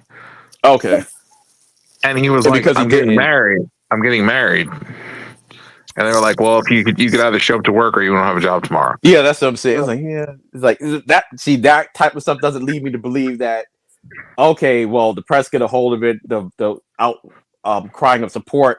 It's like, well, I made up my mind because I made up my mind and everything, and I don't care what y'all got to say about it. Now, you can come back at some other point in time, but not right now. So, that's the only thing I would think. Like if the R-Truth situation would happen with those two things. Like, I don't think brought him back. That's fair. TKO was killing WWE, bro. Now, TKO look was killing pro wrestling. Like we already heard from Dana White. Dana White said he hate wrestling. He don't like wrestling. I mean, like him being part of TKO, like it's killer wrestling, bro. Because you got people who don't like wrestling, and they're part of associated with wrestling that don't like it, bro. Like I kind of look at it. It's like, hey, it's a different department. It's like, I don't like that department over there. That's the way I look at it when it comes to Dana White. He's like, they're over in that department. You care less about them. But at the same part, I see what you're saying because he's up there. I see what you're saying now. I think it's just it's a pump and dump. I think they're just gonna squeeze every bit of money they can out of it. Oh, someone's left a comment. I don't know if y'all could. I'm on my phone, so I can't read it. Oh, it's a TKO folded. TKO folded. Okay. Yeah, TKO I think they're just gonna squeeze every little dollar they can out of it, and then when they realize they can't anymore, they're just gonna sell it to Saudi Arabia. Yeah. Yeah, that actually could definitely. Oh yeah, that could definitely happen. They just bought what EA Sports, bro. Yeah, they did. So, oh yeah, 60, yeah. What was it? $60 billion, $30 or 60, like $64 billion, something like it was billion. Billions. Yeah, it was in the billions. Would it be? And that's like top dollar. Nothing to them. Also, brought it private company now. Like, hey, it's that's nothing to them, bro. They gave Tom Brady $75 million to play one game of flag football. Ugh. How do you blame them though for? Yeah, that's what I'm saying. I'm like, to play it's like it's kind of hard not to take that. It's kind of hard not to take it. I can see you not taking it, but it's like that was the talk of ESPN and shit. Like that was all over ESPN. Like they paid this man $75 million to play one game of flag football. I do that for $5,000, and if they paid for my travel, if I ever meet a woman from Saudi Arabia, hey, guess where I'm going? Hey, I'll talk to y'all later, bro. I see y'all money there. I can't be on a podcast, but hey, I see y'all money, bro. I'm out. Peace. Ewok's gonna be like, His Excellency calls. Man, what? I have to end the stream. I mean, what? He's got to go take care of the millions. Hey, y'all gonna get millions every week, but hey, guess where I'm gonna be? Y'all ain't gonna see me, but hey, you gotta be putting your talents to use so the prince can be happy. Now, Wow, what? Jesus. Princess, bro. Man, Joe, you ain't getting nothing, bro. You ain't getting nothing but a letter. You're gonna be working that oil rig. Hey, you the only one that's gonna be getting a letter. Everybody else gonna be getting millions. I wouldn't accept your letter. It might be explosive. Wow. Wow. You see the shit? I've seen too much Inspector Gadget. I'm sorry. You know what, Joe? I got something for your ass, bro. Hold on, let me find it. Let me find it, bro. Let me, Every message self-destructs in that country. Hey, He's got to put See how long it takes him to find it. This is the worst. No wonder you don't have kids. Look how long it takes him to find it. wow. Oh.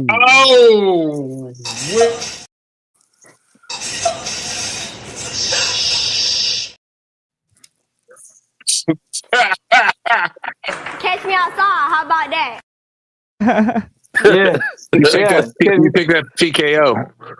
She did. Wow. She caught her boyfriend outside. She was on the windshield, hanging on while he was trying to. Catch me outside. How about that?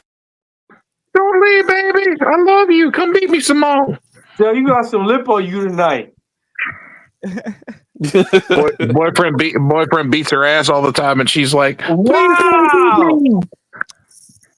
Because I need the views of the. Yeah, I have a lot of questions. Number one, how dare you? The views of what?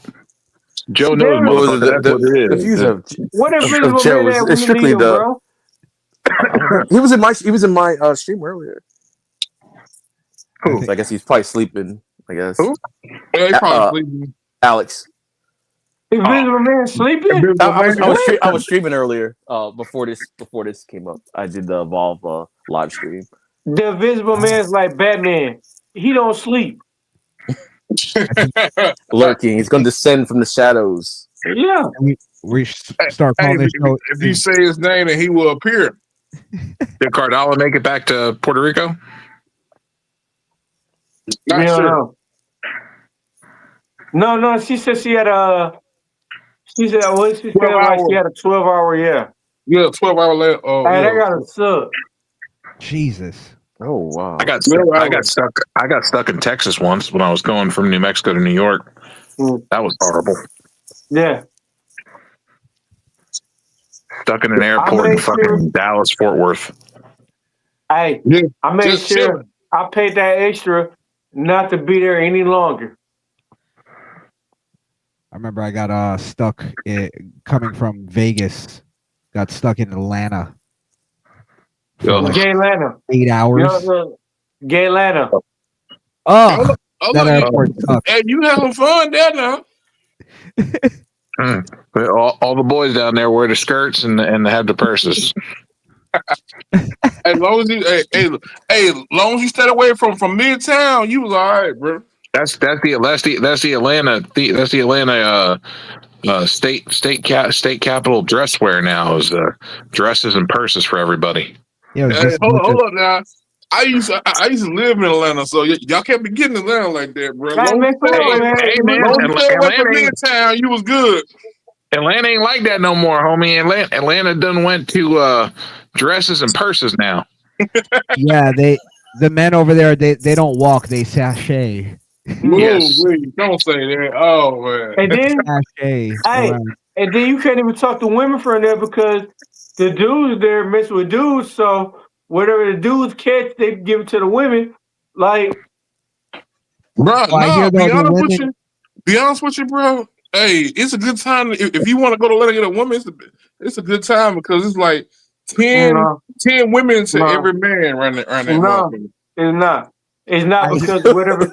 It's not because whatever the dudes catch, they give it to the women, and the women catch whatever the women catch, they give it to the straight real dudes, and the real dudes are like, "What the fuck happened?" Like, no. Take it from D-Walk. He lives in Michigan. He would know. Wow. That's that bullshit, Joe. There's like 10 women to one bear in every city. Hey, for real. Hey, They're same looking with for women every in Alaska. man, bro. Hey, Ever seen so that hey, video of the mayor if you're a running around straight Detroit? man in Atlanta, bro, hey, you can have some shit popping, bro. No, you can't. I hear the No, women you are very. cannot. The Because women know you how gotta to. worry about. You have to worry about fucking like catching anything though. You're right, Like I though. said. Krishan, what were you saying? You got to worry about catching anything anywhere.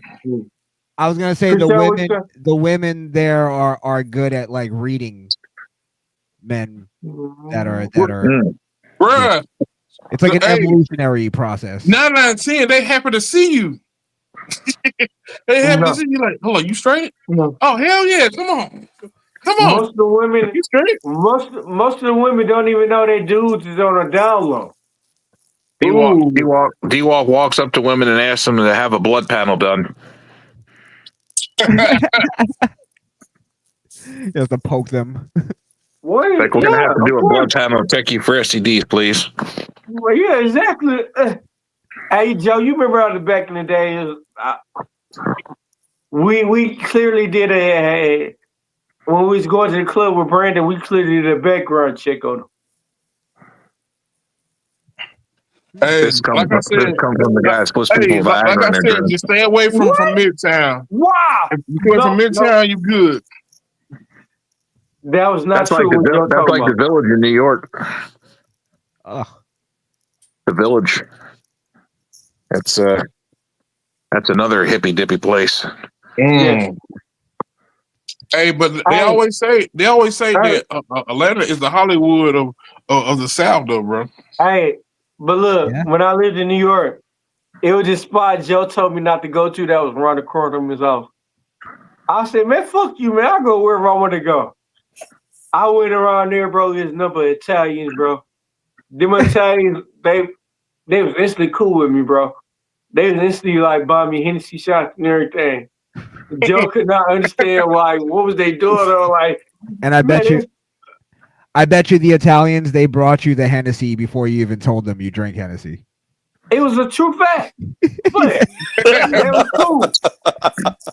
They were like, this guy, he drinks Hennessy. Just bring him a Hennessy. But it was cool. But it was cool. I never had to pay for drinks and everything. They was buying my drinks. Italians but it was cool. Best, yeah. Italians and it was right in the corner. Like I could walk. Like literally, I walked the joke, man. Like I walked around the corner to the bar, and it was like weird because you walk down some stairs like some New York shit, and then it was a pool hall on your left hand side, and then it was a bar. I never bought drinks and everything, and I stumbled back to Joe crib. Like I walked the stairs and I stumbled back to Joe crib. It was dope, and then there was a bagel shop right there at the corner.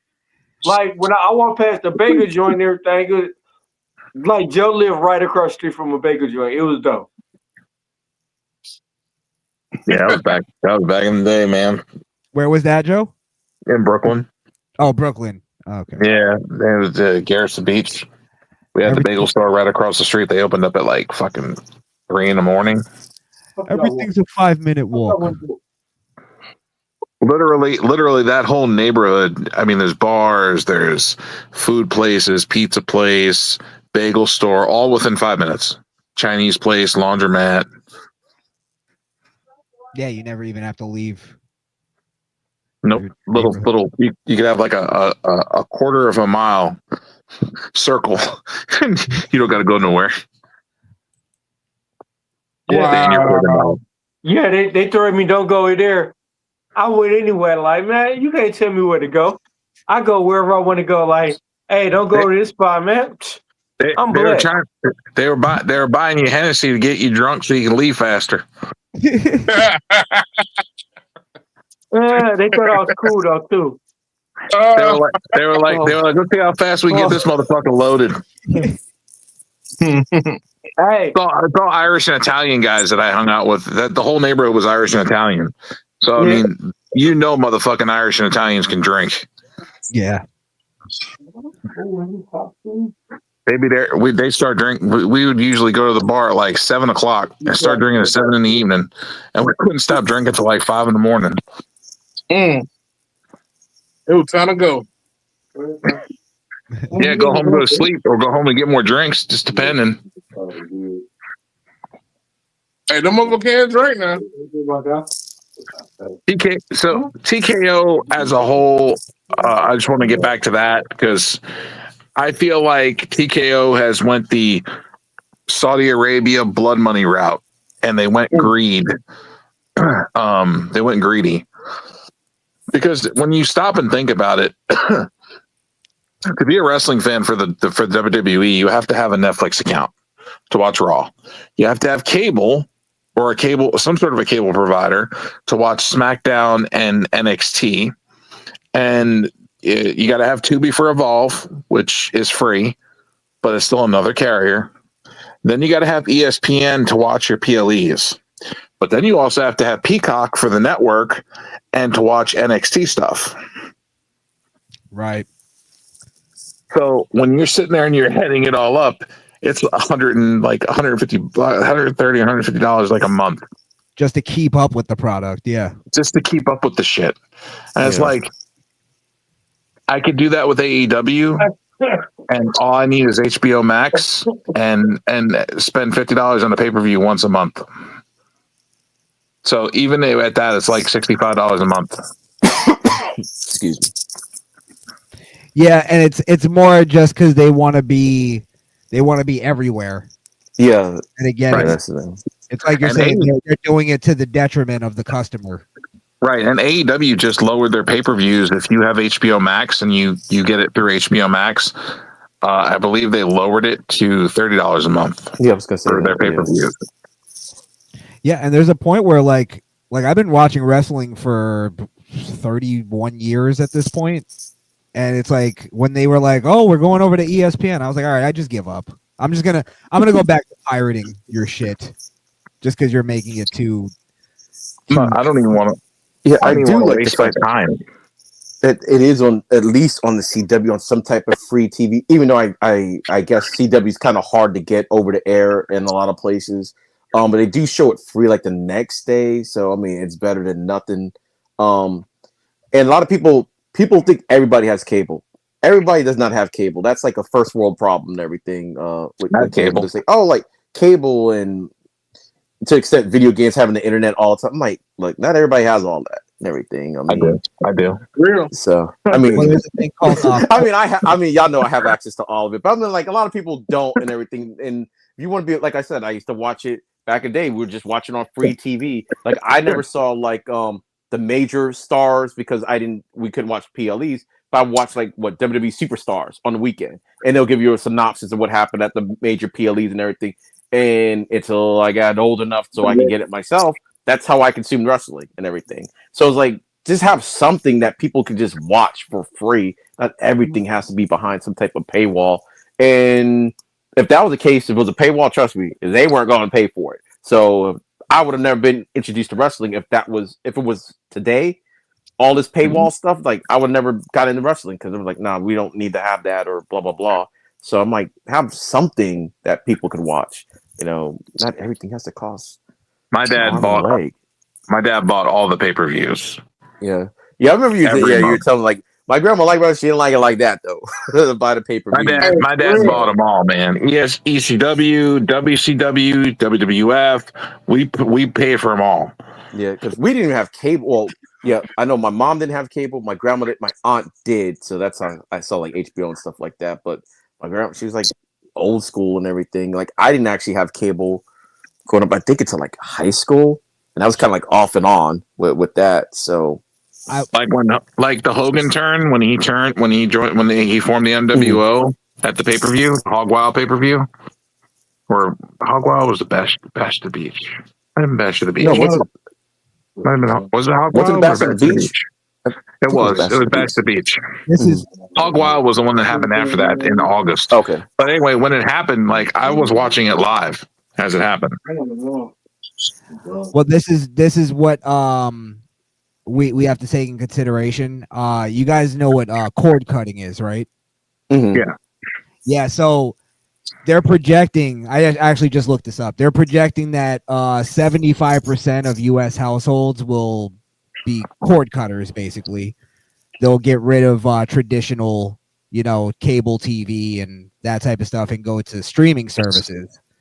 So I think that's kind of what they're looking at, is they just want to be there, have the foundation, so that when the entire country more or less moves over to just streaming services, they can all find WWE or stumble on it. Yeah. Again, okay. They're not making this product for us anymore. It's not for not the casuals. We're not casuals, but it's for the casuals. It's to catch people just watching. The weird thing about that is that all the streaming services, like they predicted when everybody first did it, eventually it's gonna be more than cable. Well, it kind of depends on what you have now. It kind of already is. Like I have DirecTV Stream, so I'm like kind of cord cutter, kind of not.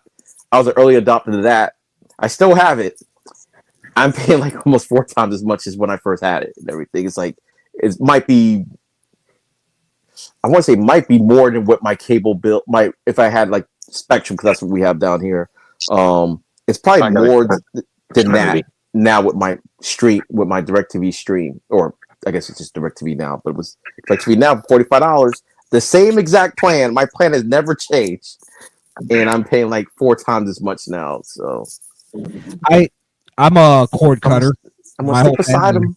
Yeah, we just got rid of cable like 2 years ago, and we just do it all on stream. So I pay like maybe a couple hundred or something for fucking stream services, but then I'm like, at some point, because they're all like raising them little by little. Yeah, you don't even notice it. I know. And I'm like, wait a minute, I'm paying like $25 for a fucking streaming platform. I might have to get rid of this. Yeah, I got rid of my HBO Max because not telling myself, but I'm able to watch it by other means now. Oh. But my HBO Max is bundled with my Hulu and my Disney Plus for like $17.99 a month, I think. Yeah, like my Netflix, I get with my phone bill. So it's just because I have T-Mobile, so they have like Apple Plus and Netflix. So I'm able to lower just by having certain things that you already have. They're starting to include a lot of services with the stuff that you already have now. They kind of keep you in there. So it's like it's still a lot though. The only thing that really keeps me like with the streaming platforms and not going back to cable is that I have everything on demand. I can literally watch whatever I want when I want. Yeah. I like the fact that no matter where I move to, I don't have to worry about, because some places have one thing, some places don't have something else. But yeah, when you cut it, it's like, okay, I don't have to worry about it. So that's kind of why I keep the DirecTV Stream. Just because it's just convenient, and it's like, if it was breaking the bank or something like that, it's like, I don't like paying it, but it's like, I'm not going to change it. Like, I love DirecTV though. That was the last cable I had. That should be great. So I had the online version of it, like when they gave less stuff, but now it's like, now it is DirecTV essentially. I would just use the DVR and record stuff, and then I was like realizing I'm not watching anything live anyway. Yeah, that's what I was gonna say. Well, when Joe was asking about AEW earlier, like I just record AEW and I try to go back and watch it. Like all the wrestling shows, I just record it and I can go back. Yeah, that's what I did too. Was I used the DVR service with my cable company, and I record it. And in my bedroom, I have the streaming app on my TV for the cable company. Okay. Which I can watch live TV anywhere, and I can watch my recorded shows anywhere, even on my phone. Well, I feel like at some point it's all just gonna like integrate back into just TV. I mean, I have a Fire Stick, which is pretty much that. It just gathers all your apps into one place on your TV. I got like 4 of those. Well, you got a Fire Stick too. I haven't seen that thing in like 2 years, but it's around here somewhere. Yeah, I rarely use it though. That's the funny thing. I just use my computer for. Mine are all specialty.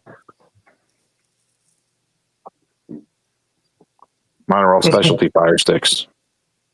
No, for real. Hey, you remember the back in the day, bro? Yeah, I know what you're talking about. Back in the day, we had the boxes though, where you could watch anything, and all you gotta do is type in like, especially the ones you type in the numbers at the top.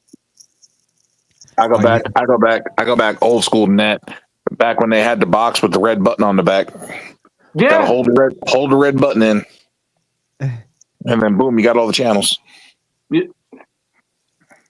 When all those the bootleg, the Benzo boxes and the boom. I bought one of those boxes because I was afraid of putting the stuff on my computer, so I just bought the box instead. I'm like, if that gets messed up, that gets messed up. I'm not gonna have my computer messed up. So. No, but you had the cable box where you typed the number, like you had to literally walk up and push the numbers on a box to get to whatever channel you wanted to. Oh man! After what, 2:00? What? I had a remote for that. Oh man. But you were talking about the streaming services.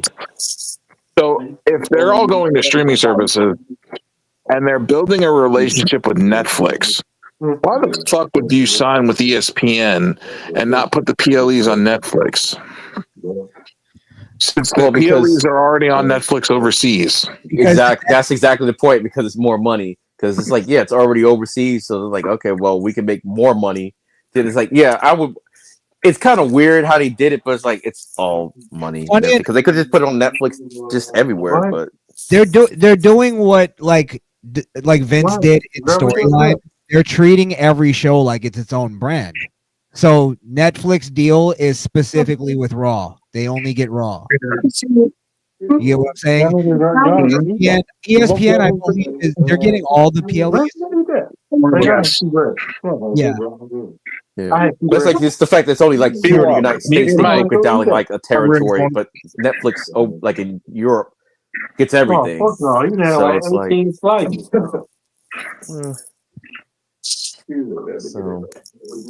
but it is what it is. Such is life.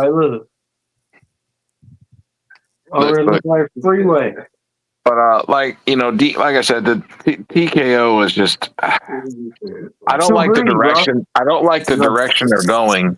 I jumped off the roller coaster because I knew it was going to get worse and worse and worse. And on top of that, the product isn't even that good.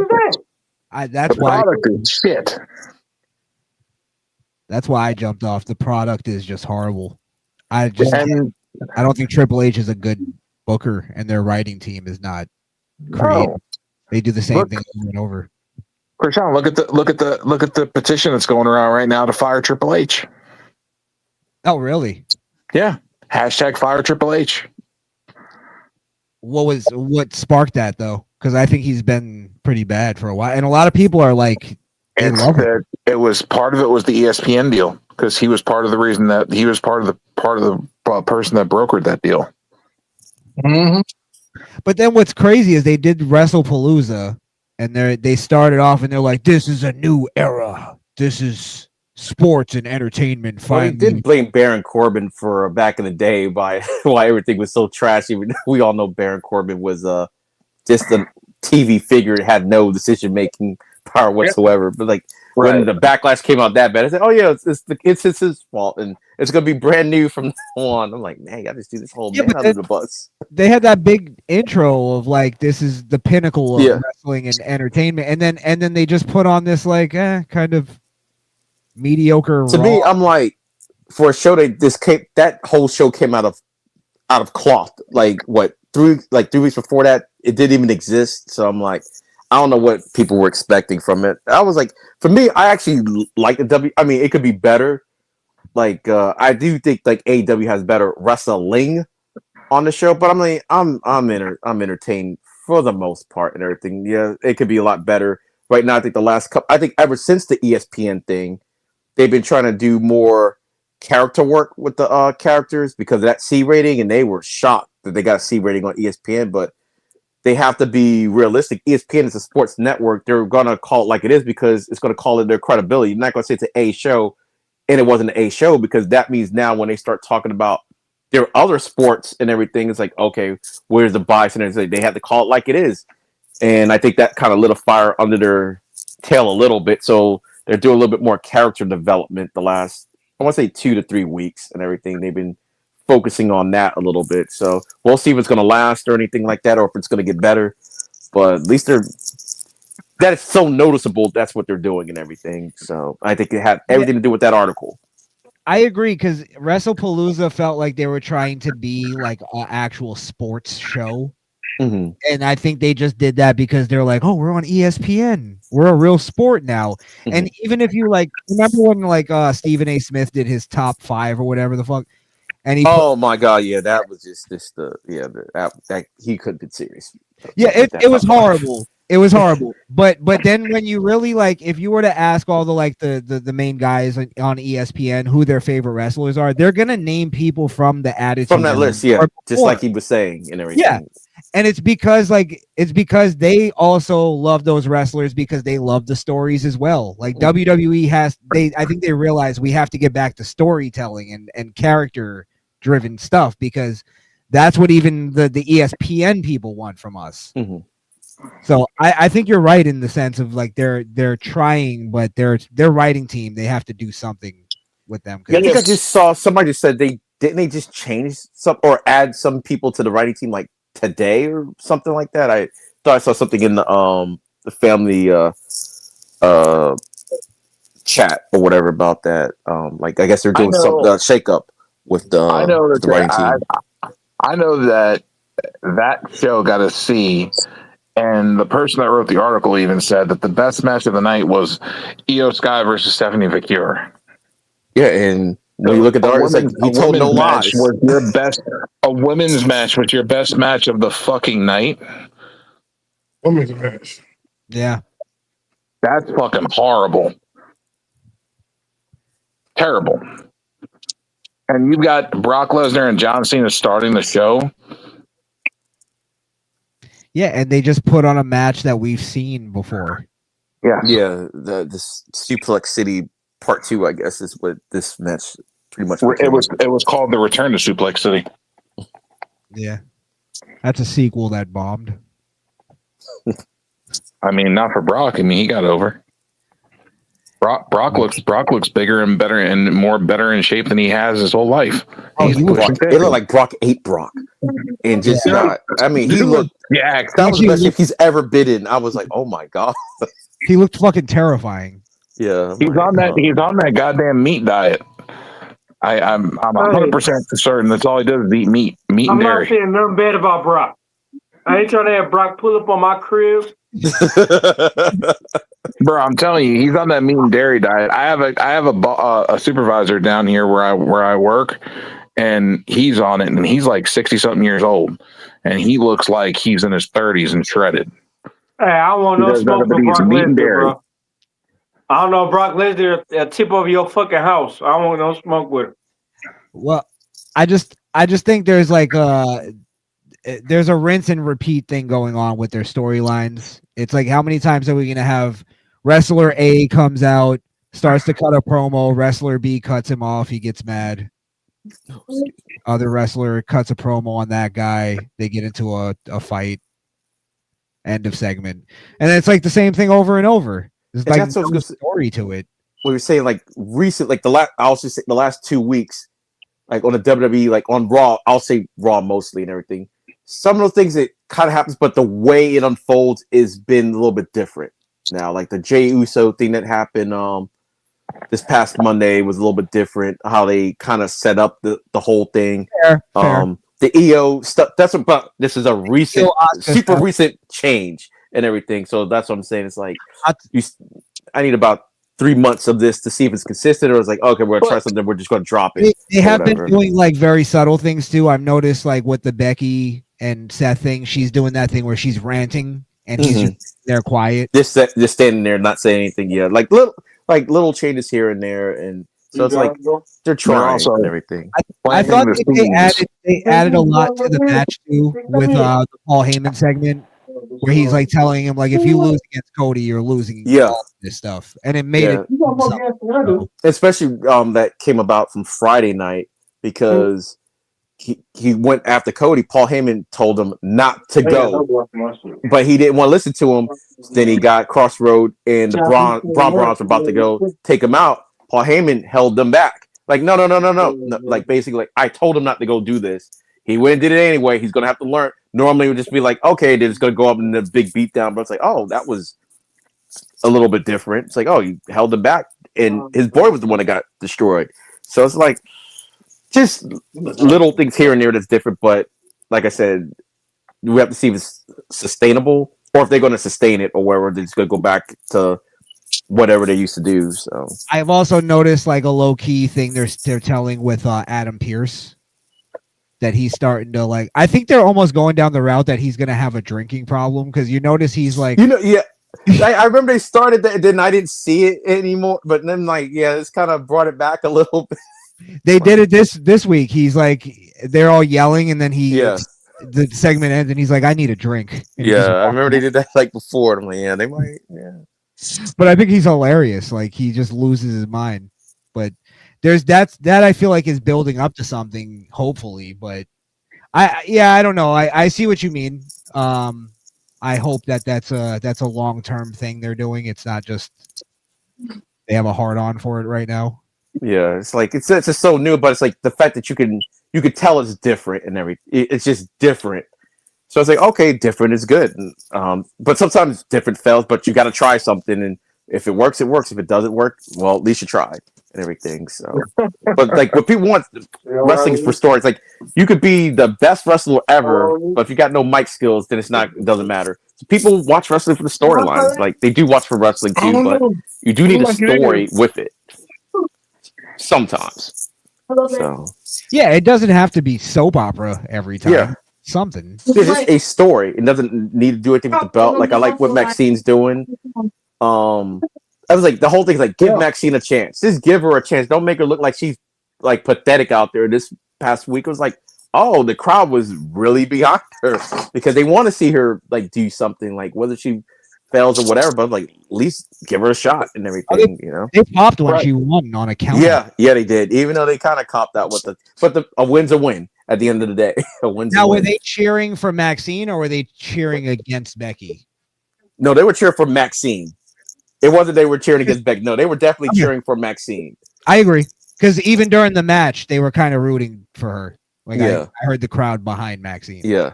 So and that was nice to see. That's all people's like, because the first match would I'm like, come on, you didn't have to make it look pathetic and everything. Like I was surprised she actually even won that match or the match she won on Monday. It was like, okay, yeah, she just have a good showing and lose, that's fine. But the fact she won, so now they could always run it back eventually, and you know, because she could be her version of Shelton Benjamin, the Triple H or something like that. It's like, oh, this person, I can't quite beat this person for some reason, even though, you know, when the time comes, you're not going to get this belt off me. But there's always the top wrestlers that have that one person. Brock had Hurricane Helms for a little bit that he would just kind of get over him. Like no one think he's going to really beat him, but it's like, oh, he would get one over, was able to pull out a win a couple times. And Maxine could be that for Becky, and it could be kind of cool. It's the 1, 2, 3 kid story. Yeah, exactly. Which they need to tell that more. Sorry, Joe, you're you're right. It is the 1, 2, 3 kid story all over again, but it's in the female version. Yeah. Mm-hmm. I was so shocked when I was a kid when I found out he was X-Pac because I did not know. Because he was like a little kid. I was a little kid or whatever. Then he got the beard, and I did not know it was the same person until much later. I was like, "What? That was the 1, 2, 3 kid." How'd you not know that? I was like, like 8 or something, and I stopped watching wrestling until I was a senior in high school, pretty much. So I'm like, and the man didn't have no facial hair at the time. He looked like he was a baby, like he really had a baby face back then. So I didn't know. I'm with EOD because I started watching wrestling with WCW because Hogan was there, so I didn't even see the 1, 2, 3 kid thing till later. Oh, see, I started with WWE. I didn't watch it continuously. From sixth grade to about senior year of high school, I stopped watching it. So I had to get filled in later on the stuff that happened in between and everything like that. But I wasn't like actively watching during those years. So yeah, when he came back, I was like, oh, that's 6. I got 1, 2, 3 kid, motherfucker. What you talking about? You'd be like, what? 1, 2, 3 kid? Who the hell's that? He was also the Lightning Kid, and the Colorado Kid, and something else. Al Snow comes out. Joe's like, that's Avatar. That's Leaf Cassidy. Like, who? Be like, he was one half of the New Rockers. Who's Marty Jannetty's tag team partner? Shawn Michaels? No, you got it all fucked up now.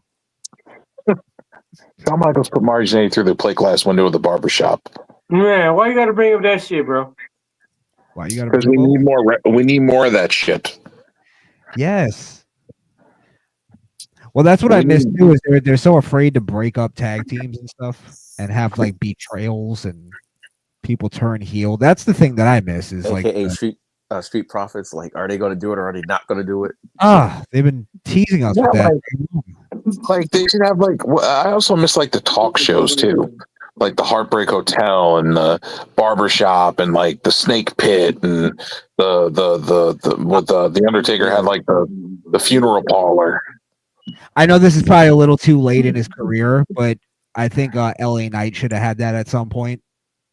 Because there's not really many people. Because when Joe was saying that, I'm like, yeah, but who can really like pull off talk shows these days? Yeah, because they don't do Miz TV, and Grayson Waller doesn't really does his thing anymore. He brought it back that one time, but that was the only people I think that does it on the main roster right now.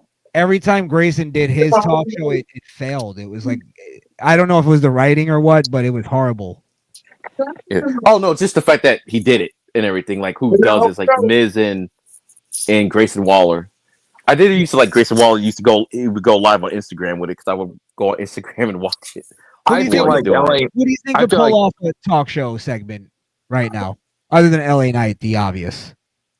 Actually, I would like a female to have a talk show just because we don't usually see it. I'm trying to think who would, besides Becky Lynch, because Becky Lynch could do anything. It feels like so. Like I don't want to make it a little bit more difficult. Probably would be the best choice, to be honest. Yeah, because I'm like she could do it. So I'm like that's too easy. That's too Chelsea easy. Green. I can see her doing a talk show. I can see her doing it too. I do like her little secret, whatever agent thing, whatever that is. It's just kind of funny. The Slagents. Yeah, the Hervis. Yeah, secret. That's only gonna last so long. She has to do. I think she'd be good. Like that'd be a good next step for her. Yeah, she would be a good talk show host. I can see that. I don't know. Who do you think? Ooh. Not a lot of good like talk. Maybe like an Xavier. I was just about to say somebody from the New Day. Yeah, Xavier would be great.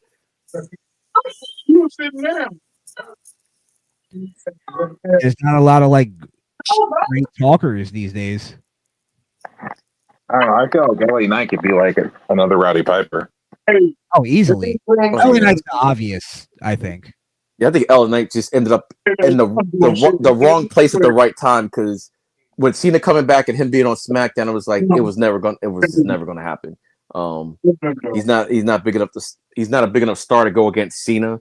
So it's like, yeah, it was like they had no choice but to kind of move him to Raw at that point, even though now Cena's not in the whole picture with the title to begin with. But yeah, because to me it's like they should have pulled the trigger with LA Knight sooner, but now it's like, yeah, it is what it is. Because I think he was over enough to be champion, and for me, SmackDown, if they do it the way they used to do SmackDown, it's like, okay, Raw is your flagship show, you got your stars. SmackDown be where we're let's take a chance on somebody that's gonna be champion.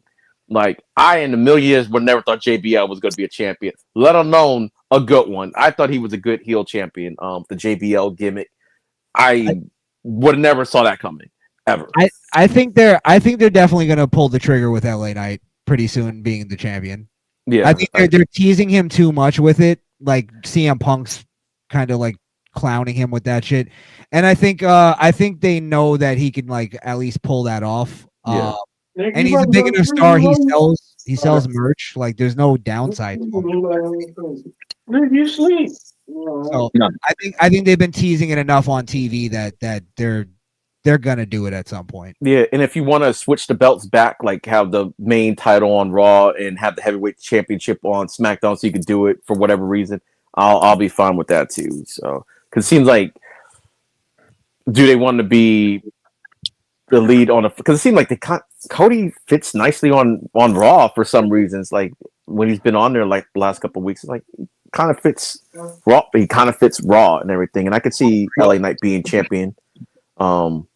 On SmackDown, even on Raw now, but it's because it's on Netflix, and I guess they don't really care about other stuff. So I might even call right now LA Knight winning the Rumble and winning at Mania. He actually might win the triple threat. Oh, you think earlier he's gonna win it? Yeah, the next pay-per-view. I actually still think if they keep pushing the man, I kept thinking Sami Zayn was gonna win the Royal Rumble this year. Man, he better not, bro. Nah, I'm just saying they were pushing, now. but now it seems like they're kind of not. So it's like Sammy's I starting to don't know lose what Sammy's support. saying. I think That's what I'm saying. It's like at first it looked like he was poised to probably be a champion, and it's like okay, they just kind of swap LA Knight and Sami Zayn. He's got this U.S. title run, but doesn't seem like it's what was given what's supposed to give, I guess. So I don't know if they'll make him win because I thought okay, they're doing this. He'll win the Royal Rumble, then have a shot at the championship at WrestleMania. Now be a easy way for him to whether he wins or loses another story, but at least he's But I don't know now. I don't know now. Supposedly, seems like the momentum's cooled off a little bit. Supposedly, Cena's last opponent has been named. Supposedly, Gunther. Yeah. right? Yeah, Oh, is yeah. that I think I've official? heard that. Is that official, Joe? Gunther. Yes, Not official It's yet. Not official it's yet, not official, but I think it's like close slipped, enough. it slipped out that they're gonna do it, and it makes sense because they're trying to do Gunther Brock at WrestleMania. Yeah, so I can So see that. you've already had Gunther put Goldberg out. Now he's going to put Cena out, and then they'll have him face Brock at Mania and probably put Brock out. I don't think he'll put Brock out. I think it's credible. That's a good. They've been trying to get this thing done for a minute anyway, so it's like, and we're also supposed to have Roman and Seth Rollins at WrestleMania this year. I can see that. I can see that. I don't know if I want it, but Even though I kind of hope, I don't think it's going to happen, that Roman becomes the new wise man to maybe Jey Uso, because he's kind of doing something right now on Raw. It kind of just leaves me. He's not giving Jey any bad advice, so it's like, could he be? And Jey was supposed to be the next man up when it was time for Roman to not, he's supposed to pass on the Ula Fala to Jey at some point, and I don't know. No, it'd be kind of cool, but I don't know. I think this is all just to give Jimmy his solo run. This is all being to build up Jimmy to stand up against Roman and his brother. Again, yeah, I was like, man, we got the bloodline storyline again. We're in 3.0 right now. I think they finally realized their mistake and doing the whole Jey push, and they realized, oh, we got the wrong twin. It's the other one. The funny thing is, like, Jimmy is the better. He's always been the better Uso. He's better on the mic and everything. Jay's like, he's good, but Jimmy is better than Jey, in my opinion. And I think he's always been. But I always thought Matt Hardy was better than Jeff Hardy. That's just me. But I also have a feeling about Jey is a little bit. Jay's a bit of a better actor than Jimmy is, because Jimmy's kind of a bad actor, but like he's a better mic man when he's cutting a promo. He's better at that. Jay's always been his hype man. Yeah. As far as wrestling, I don't know who's better there. Yeah, the wrestling thing is like, it's like, but Jimmy was always the one that seemed like that was carrying the group on the mic and everything. Like you said, he was like his hype man. But Jey can cut a good promo, but I just think Jimmy's like better. But like you said, you're right with the acting. But to me, it doesn't really seem like Jey acts. Jey's just him, and he just whatever that is and everything. So especially roasting though. When they were roasting. Well, right now, Jey looking like Crash Out. Jey. Yeah, he was looking way more like he's Crash that Out close to losing his mind. I'm interested at least to see where that goes, because I don't know. I've given up on Jey as like I remember though. I got to give Joe credit as well. Joe and me were like one. I don't know if there was other people, but we were saying this Jey thing is gonna fail before he even won the title. Kane said the same thing. Who? Oh, Kane did. Yes, Kane did. But yeah, it was just like it was obvious. Like I don't know what it is. He can't cut a promo. I don't think he's got the passion. Yes, but he's got the passion. Hey, read DT. DT said Jay's better facial expression and storytelling, but sometimes you don't have to have a facial expression. Like a lot of stuff you can hide. Like anybody can hide their emotions on how they feel. Like if you have anybody could laugh and everything when they're having a bad day. I mean, that's why I say that Jey has something with him. It's like Jey doesn't seem like he acts. Jey's just just himself and everything. He's like So it's like a little bit different and everything. That's why I guess that's why people like him and everything. Jimmy, if you need the like that part of it, like on the mics, because Jimmy can tell the storyline or whatever like better. That's all. To be fair to Jimmy, though, he hasn't had really as much time to do his solo act as Jay has. Yeah, Jay had time to develop all of that. And that's because he got hurt, so they had no choice and everything. It's like, okay, he's still here, so that it actually benefited Jay because Jim was out for close to a year. Yeah, because I mean, because I have a little brother and everything. I don't care if I'm 4 months older or like I'm 11 years older than my brother and everything. Me and my sister are like 10 months apart. My little brother's not gonna talk to me any kind of way. That's just how it goes. The way Jay be talking to Jimmy is crazy to me. I'm like, man. Well, Solo did it first. Solo called him the little big brother. This is what made me mad. John Cena got squashed by Solo. And shouldn't that be one of his main last opponents?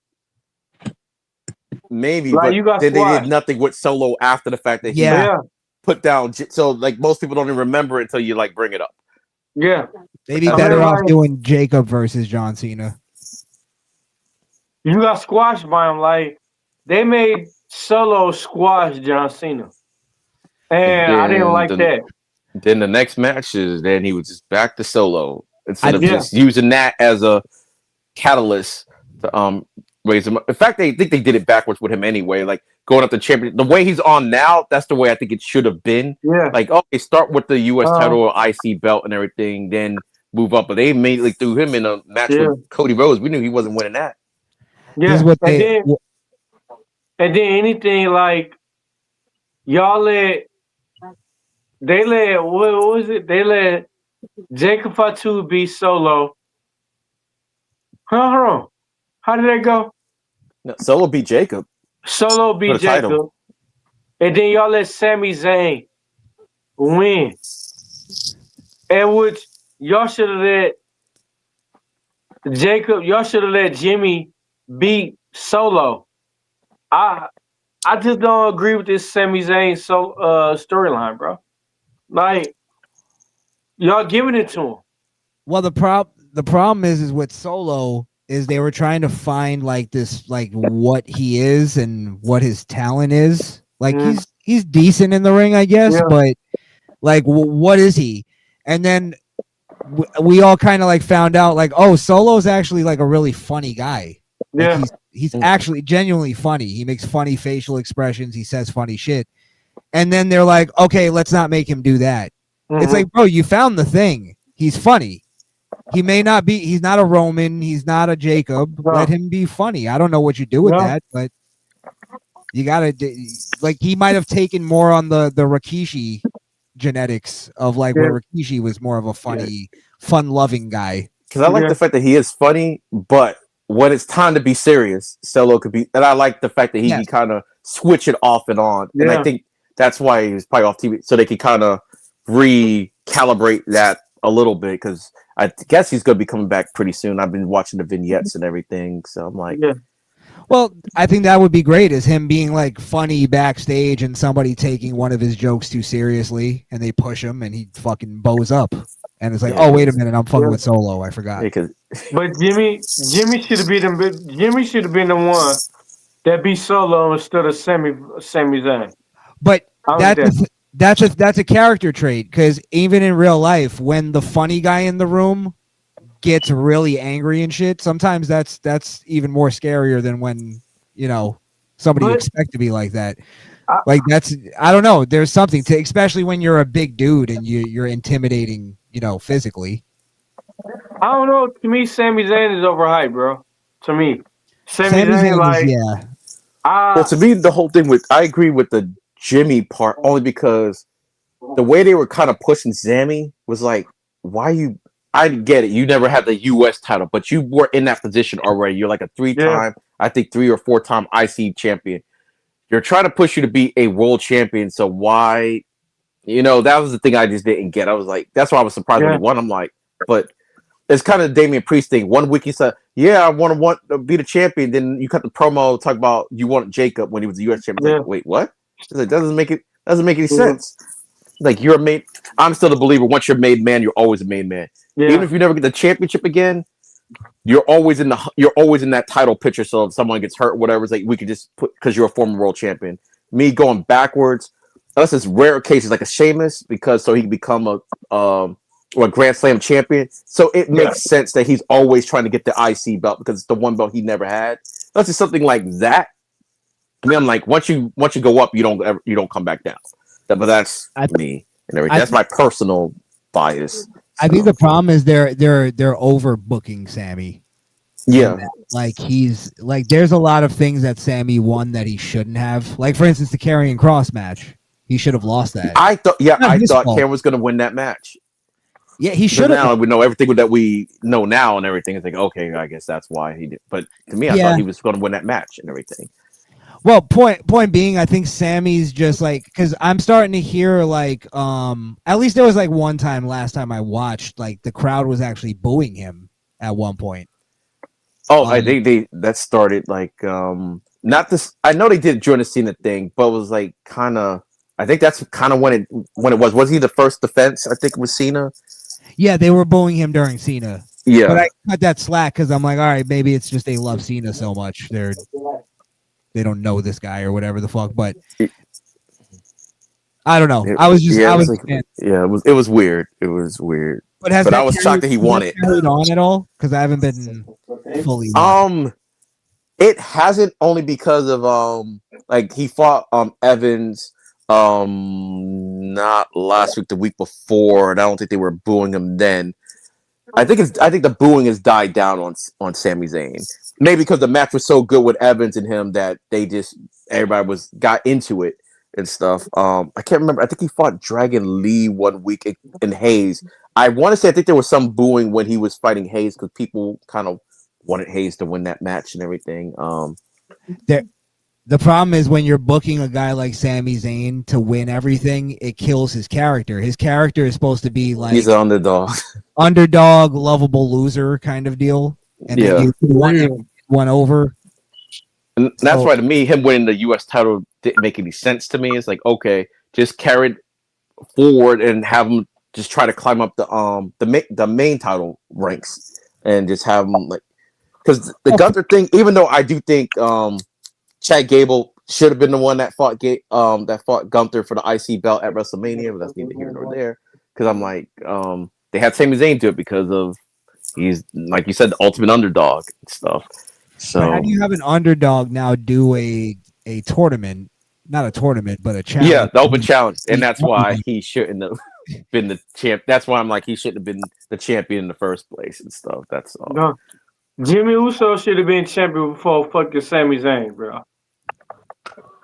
Yeah, I just didn't think Sami Zayn needed. I thought Jimmy needed it more than Sami needed that belt. He did. Sami is like he's damn near almost a main eventer. He's like kind of teeters that line. I think now was the time to push him over it. And just have Big Jim win the belt to give him a title. I'm like, bro, it's been a long time coming, bro. He needed that. He needed that, bro. And by them giving it to Sami Zayn, it's more like a slap in the face because number one thing is Jimmy is very good, bro. Jimmy's very good. Jimmy can sell a story, bro. He can sell a story. Okay, for instance, y'all remember when Jay was just doubting himself so much when it came to that match between him and Gunther. And then Jimmy just walked up to Gunther and slapped the holy hell out this motherfucker. Yeah. And I was like, damn. We'll say he probably regretted that though. Hey, that's the man. He might regret that, but that's the man. He regretted it. But at the same time, it happened. It showed him that, hold up, what? You say something about my what? Ah, that's my brother. What the five fingers said to the face? Slap. But based on the fact that Jimmy is now on Raw, maybe that was always the plan, so it kind of makes sense why he didn't get the belt because he ended up on Raw not that much longer after that happened. Like maybe like a month month and a half later, I guess, once everything got settled down. They kind of slowly showed him on Raw a little bit. So now, I assume he's a Raw superstar now because he hasn't been back on SmackDown. So, no, but Jimmy, I think they did really well too in the tag team match where they were like telling the story that they're not on the same page. Yeah, they weren't wrestling like the Usos. No, they were wrestling like two different guys. So I thought they was. Yeah. And we on the verge of getting a Crash Out Jay. And I like Crash Out Jay. Jay's gonna look at everybody like that enemy. Like he already kind of looked at. He was looking at that Cody Rhodes title awfully hard when Cody's trying to. Cody was so oblivious. He's like, you're my friend. Let me go talk you down. And Jay's like, But I want a title. I might have to take that one. He's not gonna pull a trigger on Jay Uso because he's too hot right now. Jimmy? No, Jay. Jay too hot right now. Jay too hot with the heat right now. They're not gonna make him heel yet. No, they're going heel. They're going heel with him. I don't know, bro. They're doing a slow turn. They're doing a slow turn. Because sometimes he's the heat guy, and sometimes he's this crazy guy and everything. Yeah. I guess they're doing a slow turn with him. It's a very slow. Where I noticed it is there was like he's starting to do the thing where he's not coming out in the crowd all the time. Exactly. Yeah. Sometimes he does. Sometimes he's not with the kids anymore. But he did still somebody's kid last week. That I say he's still the kid because he just looks at the kid and just takes him. Yeah, he did, but he doesn't do it all the time anymore. And when it comes to the, like you say, he doesn't always come through the crowd anymore. Sometimes when he comes through the entrance, it's like he's usually business. You know something crazy he's gonna say or do. He's gonna crash out or whatever. When he comes through that entrance. I bet anybody can pull a pack of their favorite pop or beer. I cash up you. What? That they're not going heel? That Jey Uso is not gonna go heel. Man, he's gonna go heel so hard when it happens. What is your favorite pop? I cash up you. Once he go heel, I cash up you. By the end of the year? Is that what where's the deadline? No. The deadline is like he go heel like in general. Oh, that's definitely happening. Oh, that's definitely. Hey, I drink muscle milk vanilla. Okay, babe. I'll send it to you. How about D Walk? I would bet you that by the end of the year he's a heel. All right, what you want to bet? Like you want to bet beer or liquor? We could do a bottle. All right, bet. Bottle of I can't skip a bottle. Like, hey. I got some Terrell in the freezer. Oh, it's great. Hey, and this will make our podcast dope because this is what we do. This is all fun and love. This is what we do. No, I'll send the money if I lose. Drinking the rock brew. I call it rock juice. Is what I call it. Yeah, you should call it bomb juice right now because the movie going like. It's like a documentary. I wasn't expecting a whole lot. He's probably getting a lot of awards and stuff. What killed it though is Taylor Swift. All of a sudden, she came out and said like she wanted to do like a movie thing, and the same week The Rock did his stuff, and that's what killed it. Like I know I'll probably go see it, but I don't think I was gonna ever see it in the movie theater. Like I'll go see it. At the same time, I don't think I'll see it, but But at the same time, Taylor Swift, she like, I'm gonna do this movie thing the same time as The Rock doing his, and that's what.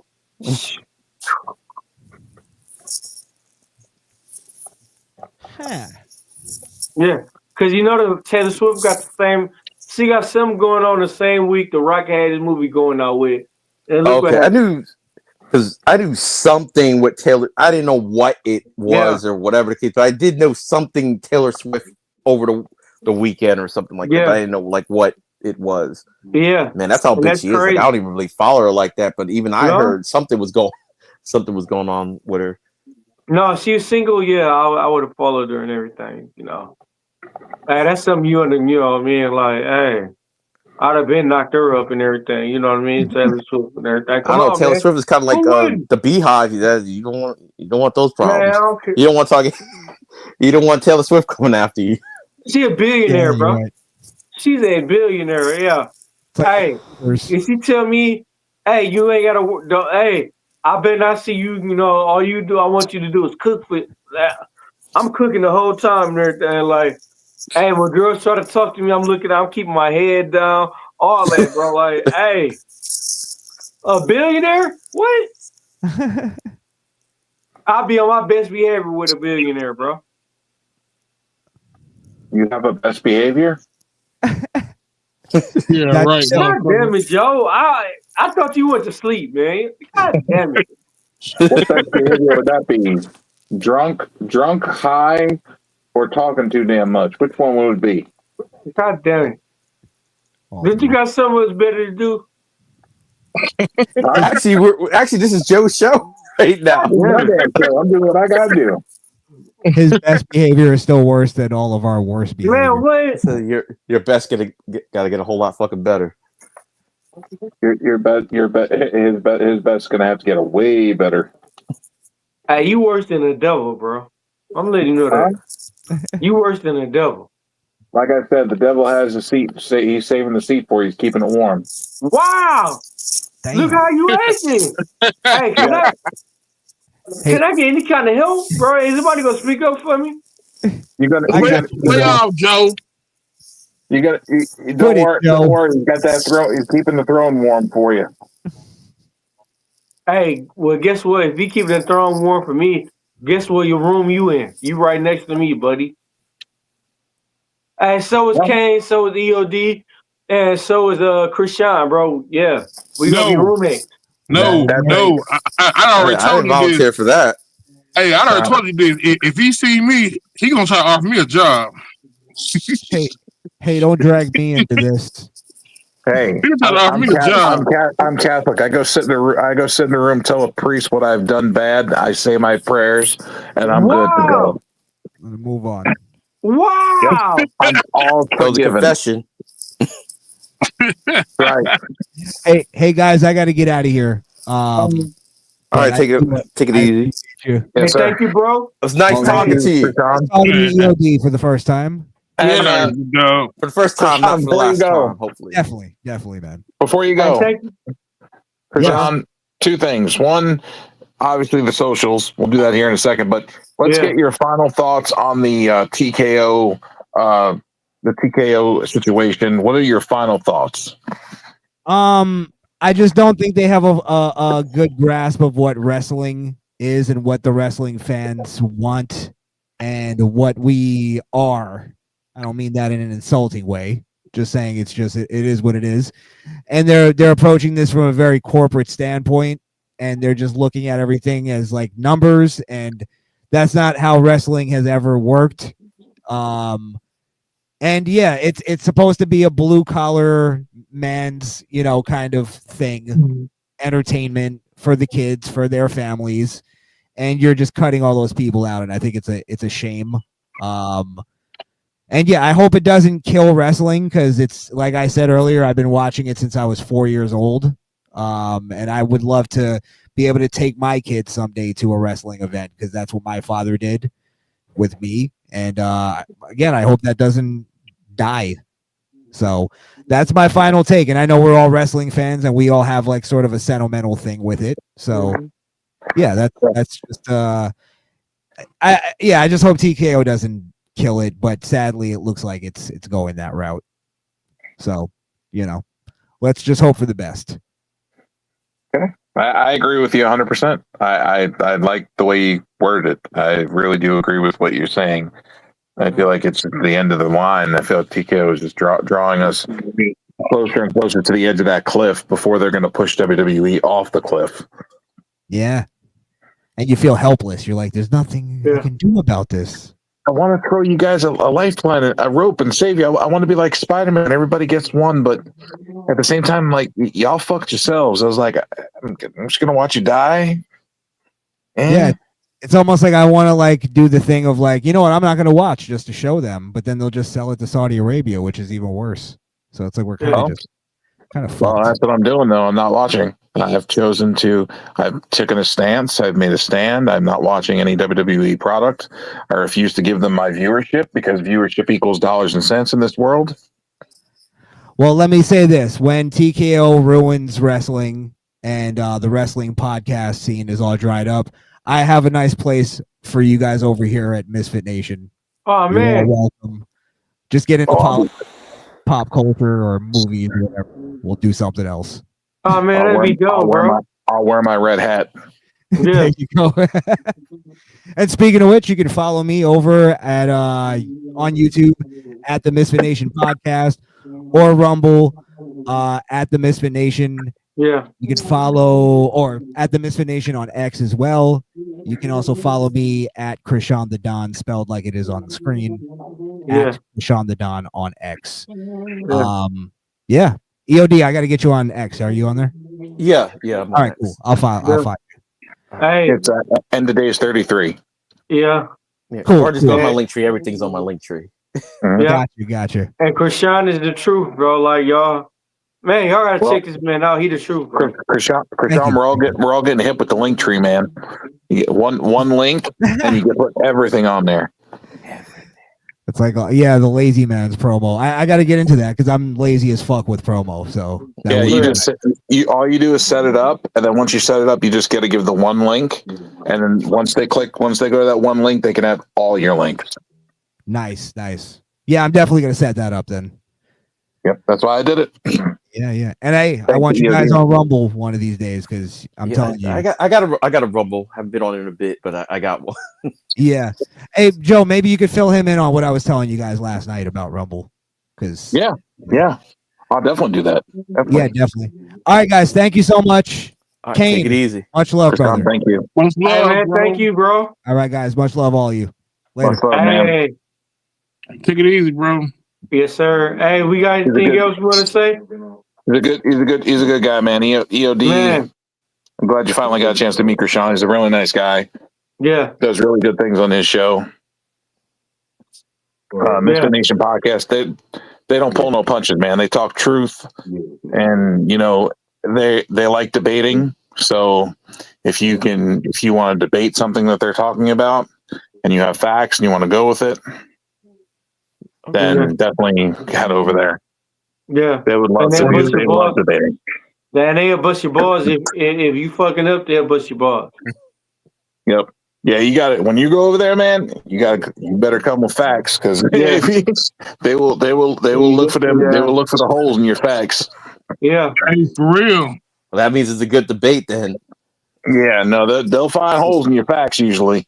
Yeah. DT, have a good night, bro. Have a good night, DT. Hey, we appreciate you for coming on, bro. We still waiting on you for the jumping on, bro. When are you gonna jump on? Like, you've been on long enough, bro. You could be on there and remember, bro. Come on. We are doing this thing called Joe Knows Wrestling. It is something new that we're trying out because of my of me walking away from all of WWE's product. Mm-hmm. Yeah, I can't. I just can't do it no more. Yeah. I couldn't do it when I found out that they were doing 2-night PLEs just to get off Peacock faster to get to ESPN. Yeah, that was wild. Mm-hmm. That even pushed me even further. I was like, "What slimy motherfuckers!" Yeah. And that's how the Evolution pay-per-view came. Everyone was like, "How did that get thrown together?" And that was the main reason why it was thrown together. And that's why we started extra. I was like, "Wow, that's 2-night SummerSlams and 2-night Raw WrestleManias." And they started doing they wanted to do 2-night this, 2-night that because they wanted to push the pay-per-views so they can said, get. We fulfill our obligation. We only owed you this many PLEs, and this is how many we gave you. We actually gave you a little bit more. I was like, wow, that's great. Even though I did like Evolution, the build was trash, but the show itself was actually pretty good. But that was more of a coincidence than anything else and everything because basically they just did it just to try to get out of this contract, which is wild. It's an all women show. That's just usually trash. We gotta get Joe his we'll get Joe his 5 minutes of this shit on WWE. So, like I said, corporate greed and slimy, stupid shit like that is part of the reason that I stepped away from wrestling, as WWE especially. I still watch AEW. I still watch like stuff in Japan and like CMLL. But if you are a wrestling company and you have anything to do with the WWE, I don't watch you. I don't watch TNA. I don't watch AAA. Yeah, I'm just. I don't watch anything. Anybody who has anything to do with WWE, I'm not watching. I think what Joe's really saying is like I think he has a new a show coming out. It sounds like we need a new show. It sounds like we need something like AEW show on the PWF. Yeah, that might be on the horizon too. I think I have someone who might be wanting to join me with that. Who is it with Joe? That'd be you, partner. Oh, oh! That's the return of the Destroyers of Smoke. Let's go. We're gonna have to set the spark the dynamite and make some explosions happen. We got the Brothers of Destruction coming up, man. Let's go. Oh shit! But also, Joe Knows Wrestling is also something I want to do, and I want to have more people on, and I want people to have an outlet and a voice. Like Terrell, the one that brought this up to me, and I want everybody. And thank you, Terrell, for doing that. But shout out to Terrell and Wolfie, man. Like, hey, Terrell, man, get your rest, bro. Come on. But he's like, a lot of people don't have an outlet to speak about how they feel about what's going on with WWE and how they're feeling, and they don't know how to express it, and nobody's talking about it. Yeah. Well, here's your outlet. Here I am. I've come 44 years of watching wrestling. Dang.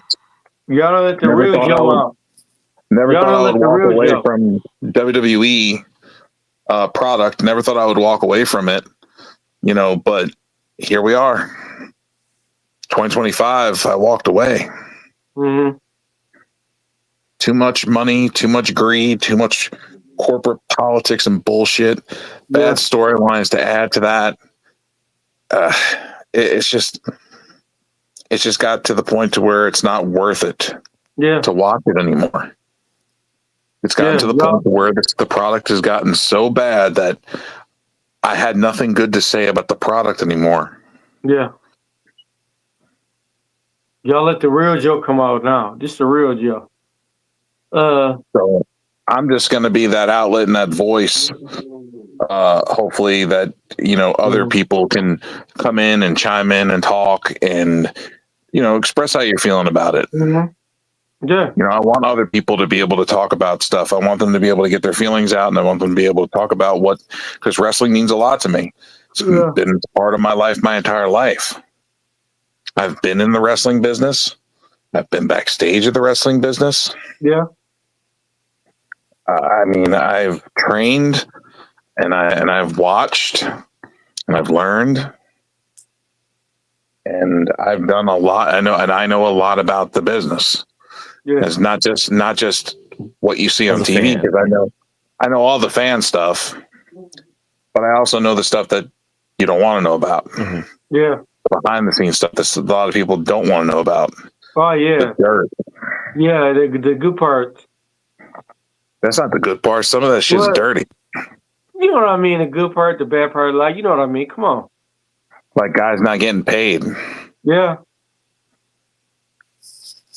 Do a whole show and then all of a sudden people, the guy that does the booker is supposed to pay you or whatever is gone when the show's over. Yeah. And nobody gets a check. Yeah.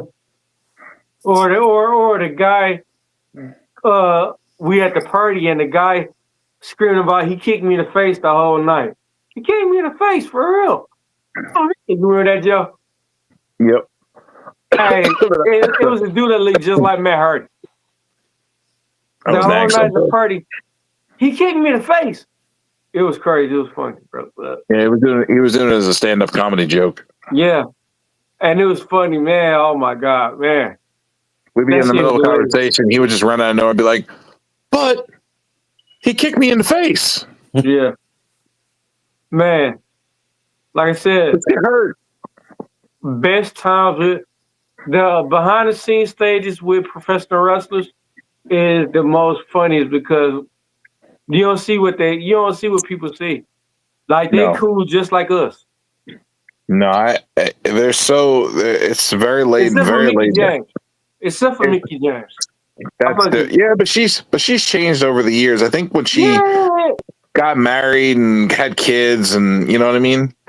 Yeah, but when you come into a hotel, when you come into a apartment, and you got dudes swarming around you like bodyguards, and like you don't like you too good to speak to people, and like come on, man. Well, that was back then, though, man. That was the snooty James. Yeah, I give it to her, bro. But Mickey James, man. That was back when she was Alexis Lurie. Yeah, I believe is what her name was called back then.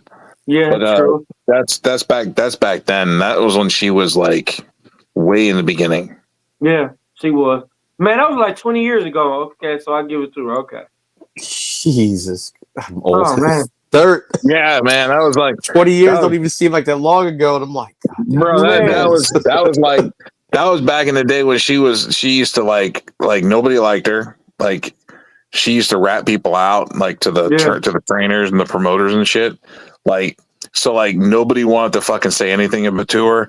She was at the party at a friend's house, like she came in and nobody wanted to let her in. But they were like, if we don't, she's gonna go rat everybody out that we're all fucking partying. Man. These are some of the stories you get on the PUWF wrestling channel. Yeah, like it was bad. Like, and when she walked, she used to walk when she used to like push her chest out and like pump her ass out when she walked to garner more attention. Man, we got so many stories. Like if you went to sure OVW, she's matured. Yeah. If you went to OVW, we know about you. If you're ever in Kentucky, we probably hung out and done some drinking at some point. JCG, Mickey James, Shell Benjamin, Armando Estrada. Hey, Armando Estrada is the coolest motherfucker ever. Very, very cool guy. Very, very cool guy. Man. Very smart. Very intelligent person. If I could find him, I'd love to have him on here, but Armando Estrada, man, he dope as fuck. Inside, outside, like in person, Armando Estrada is dope. He was a very intelligent person. Yeah. Behind all that muscle, he had a very, very strong brain, and he had a very good brain for the business. And he was always super nice to me. Yeah. Super nice to us. Anytime, like last time I saw him, I think we went to Hooters and we were watching WrestleMania. Yeah. That was back a long time ago. Yeah. That was the last time I saw him. Yeah. That was before he got called up to WWE. Man, we did a lot, bro. But anything else you want to say before we jump off this joint? And like I said, shout out to Krishan, Invisible Man, Invisible Woman. Man, dog. Hey, our platform is growing more and more. That we got to get shout outs to a lot of people, bro, because a lot of people gave us potential and then we grew up from that, bro. Like for real. I appreciate everybody for stopping by. For starters, you one of us. Like, man, it's always a privilege to have you on there, bro. I haven't seen you in a very long time, sir. It's definitely nice seeing you. I haven't seen you in a while. Yeah, it was nice hanging out with you guys. Joe, because I know I think you were taking a break or something like that. But yeah, man, it's kind of cool. I'm glad I met all you guys because to me, I'm usually stay to myself and everything like that. But yeah, that got me on my shell a little bit. Motherfucker. You got family out here, motherfucker. Hey, you and Kane could do a show together. Just a little bit. Yeah, you and Kane could do a show together. Like I said, bro, it's a privilege, bro. When that have you on here, bro, it's a privilege, bro. And thank you for coming on here every time. Even though we know you're a busy man. Thank you, bro. Oh, no problem. Like, if I had to work today, I would have already left by now. But I'm off. So, but it's cool thing about being retired and having your own schedule. So that's dope, bro. I look forward to getting to that stage. But shout outs, everybody, we got to do shout outs. I'm on 4%. So if my shit died, then Okay. my bad. All right. Just follow me on End of Days. Linktree / End of Days 33. EOD 33 Wrestling Hub is on there. My video game channel, End of Days 33. And cheap plug, my Nerd Nexus review is on there too on my Linktree account. We just put up some stuff today, so go ahead and follow. That's all pop culture stuff and nerd stuff. So. Oh, and before this, hey, did you get that Ninja Gaiden game? No, I told you I wasn't gonna get it like right when it comes out because I didn't want to pay like this $60. Well, I pre-ordered it, so I got Game Pass. I don't have to pay for it. Hey, that's why they raised the price on you. That's why they raising the price because of you, Joe. Ha ha ha. I do buy the games I like though. Eventually, when they go on sale. But hey, but here's the thing though. They announced that they're not raising the prices to the people that are already subscribed. So ha ha ha. And all those people that canceled their memberships are gonna have to pay the more money. I'm glad I stayed. I hope they do. Motherfucker. Joe, give me all socials and everything before my phone go out. Joe BNCO and Linktree. All right. King Destroyer. Man, hey, y'all know what it is, man. Hey, it's King Destroyer on everything except for X. Hey. Except for X, it's King Destroyer turning heel. Hey, you know how we do it. And then, like I said, when you see us four on the screen, we fucking up shit. So, hey, when you see us on screen next time, you already know what time it is. I want to thank y'all for being on here. King Destroyer, EOD, Joe. I'm surprised you on here, man. Hey, you made my day. I had to wake up out of my sleep and be like, damn, Joe on here? Man, I thank you, bro, for being on here. And like I said, we'll see y'all goddamn motherfucking Saturday and everything. So we can talk about this shit, bro. They got a 2-for-1 tonight. Yeah. Two shows, price of one. Beat me bang. And then, like I said, we got Joe coming up with his Joe Know Everything. Joe and Kane, the Destroyer. Hey, you never know. Then we got Conspiracy Theories Mondays. So every third Mondays, look out for Conspiracy Theories. Man, Conspiracy Corner. Like I said, you never know. We gonna do a collab. You never know. I want to thank everybody for coming on. We about to jump on to the joint. And y'all have a good night. We'll see y'all. Peace. Yo.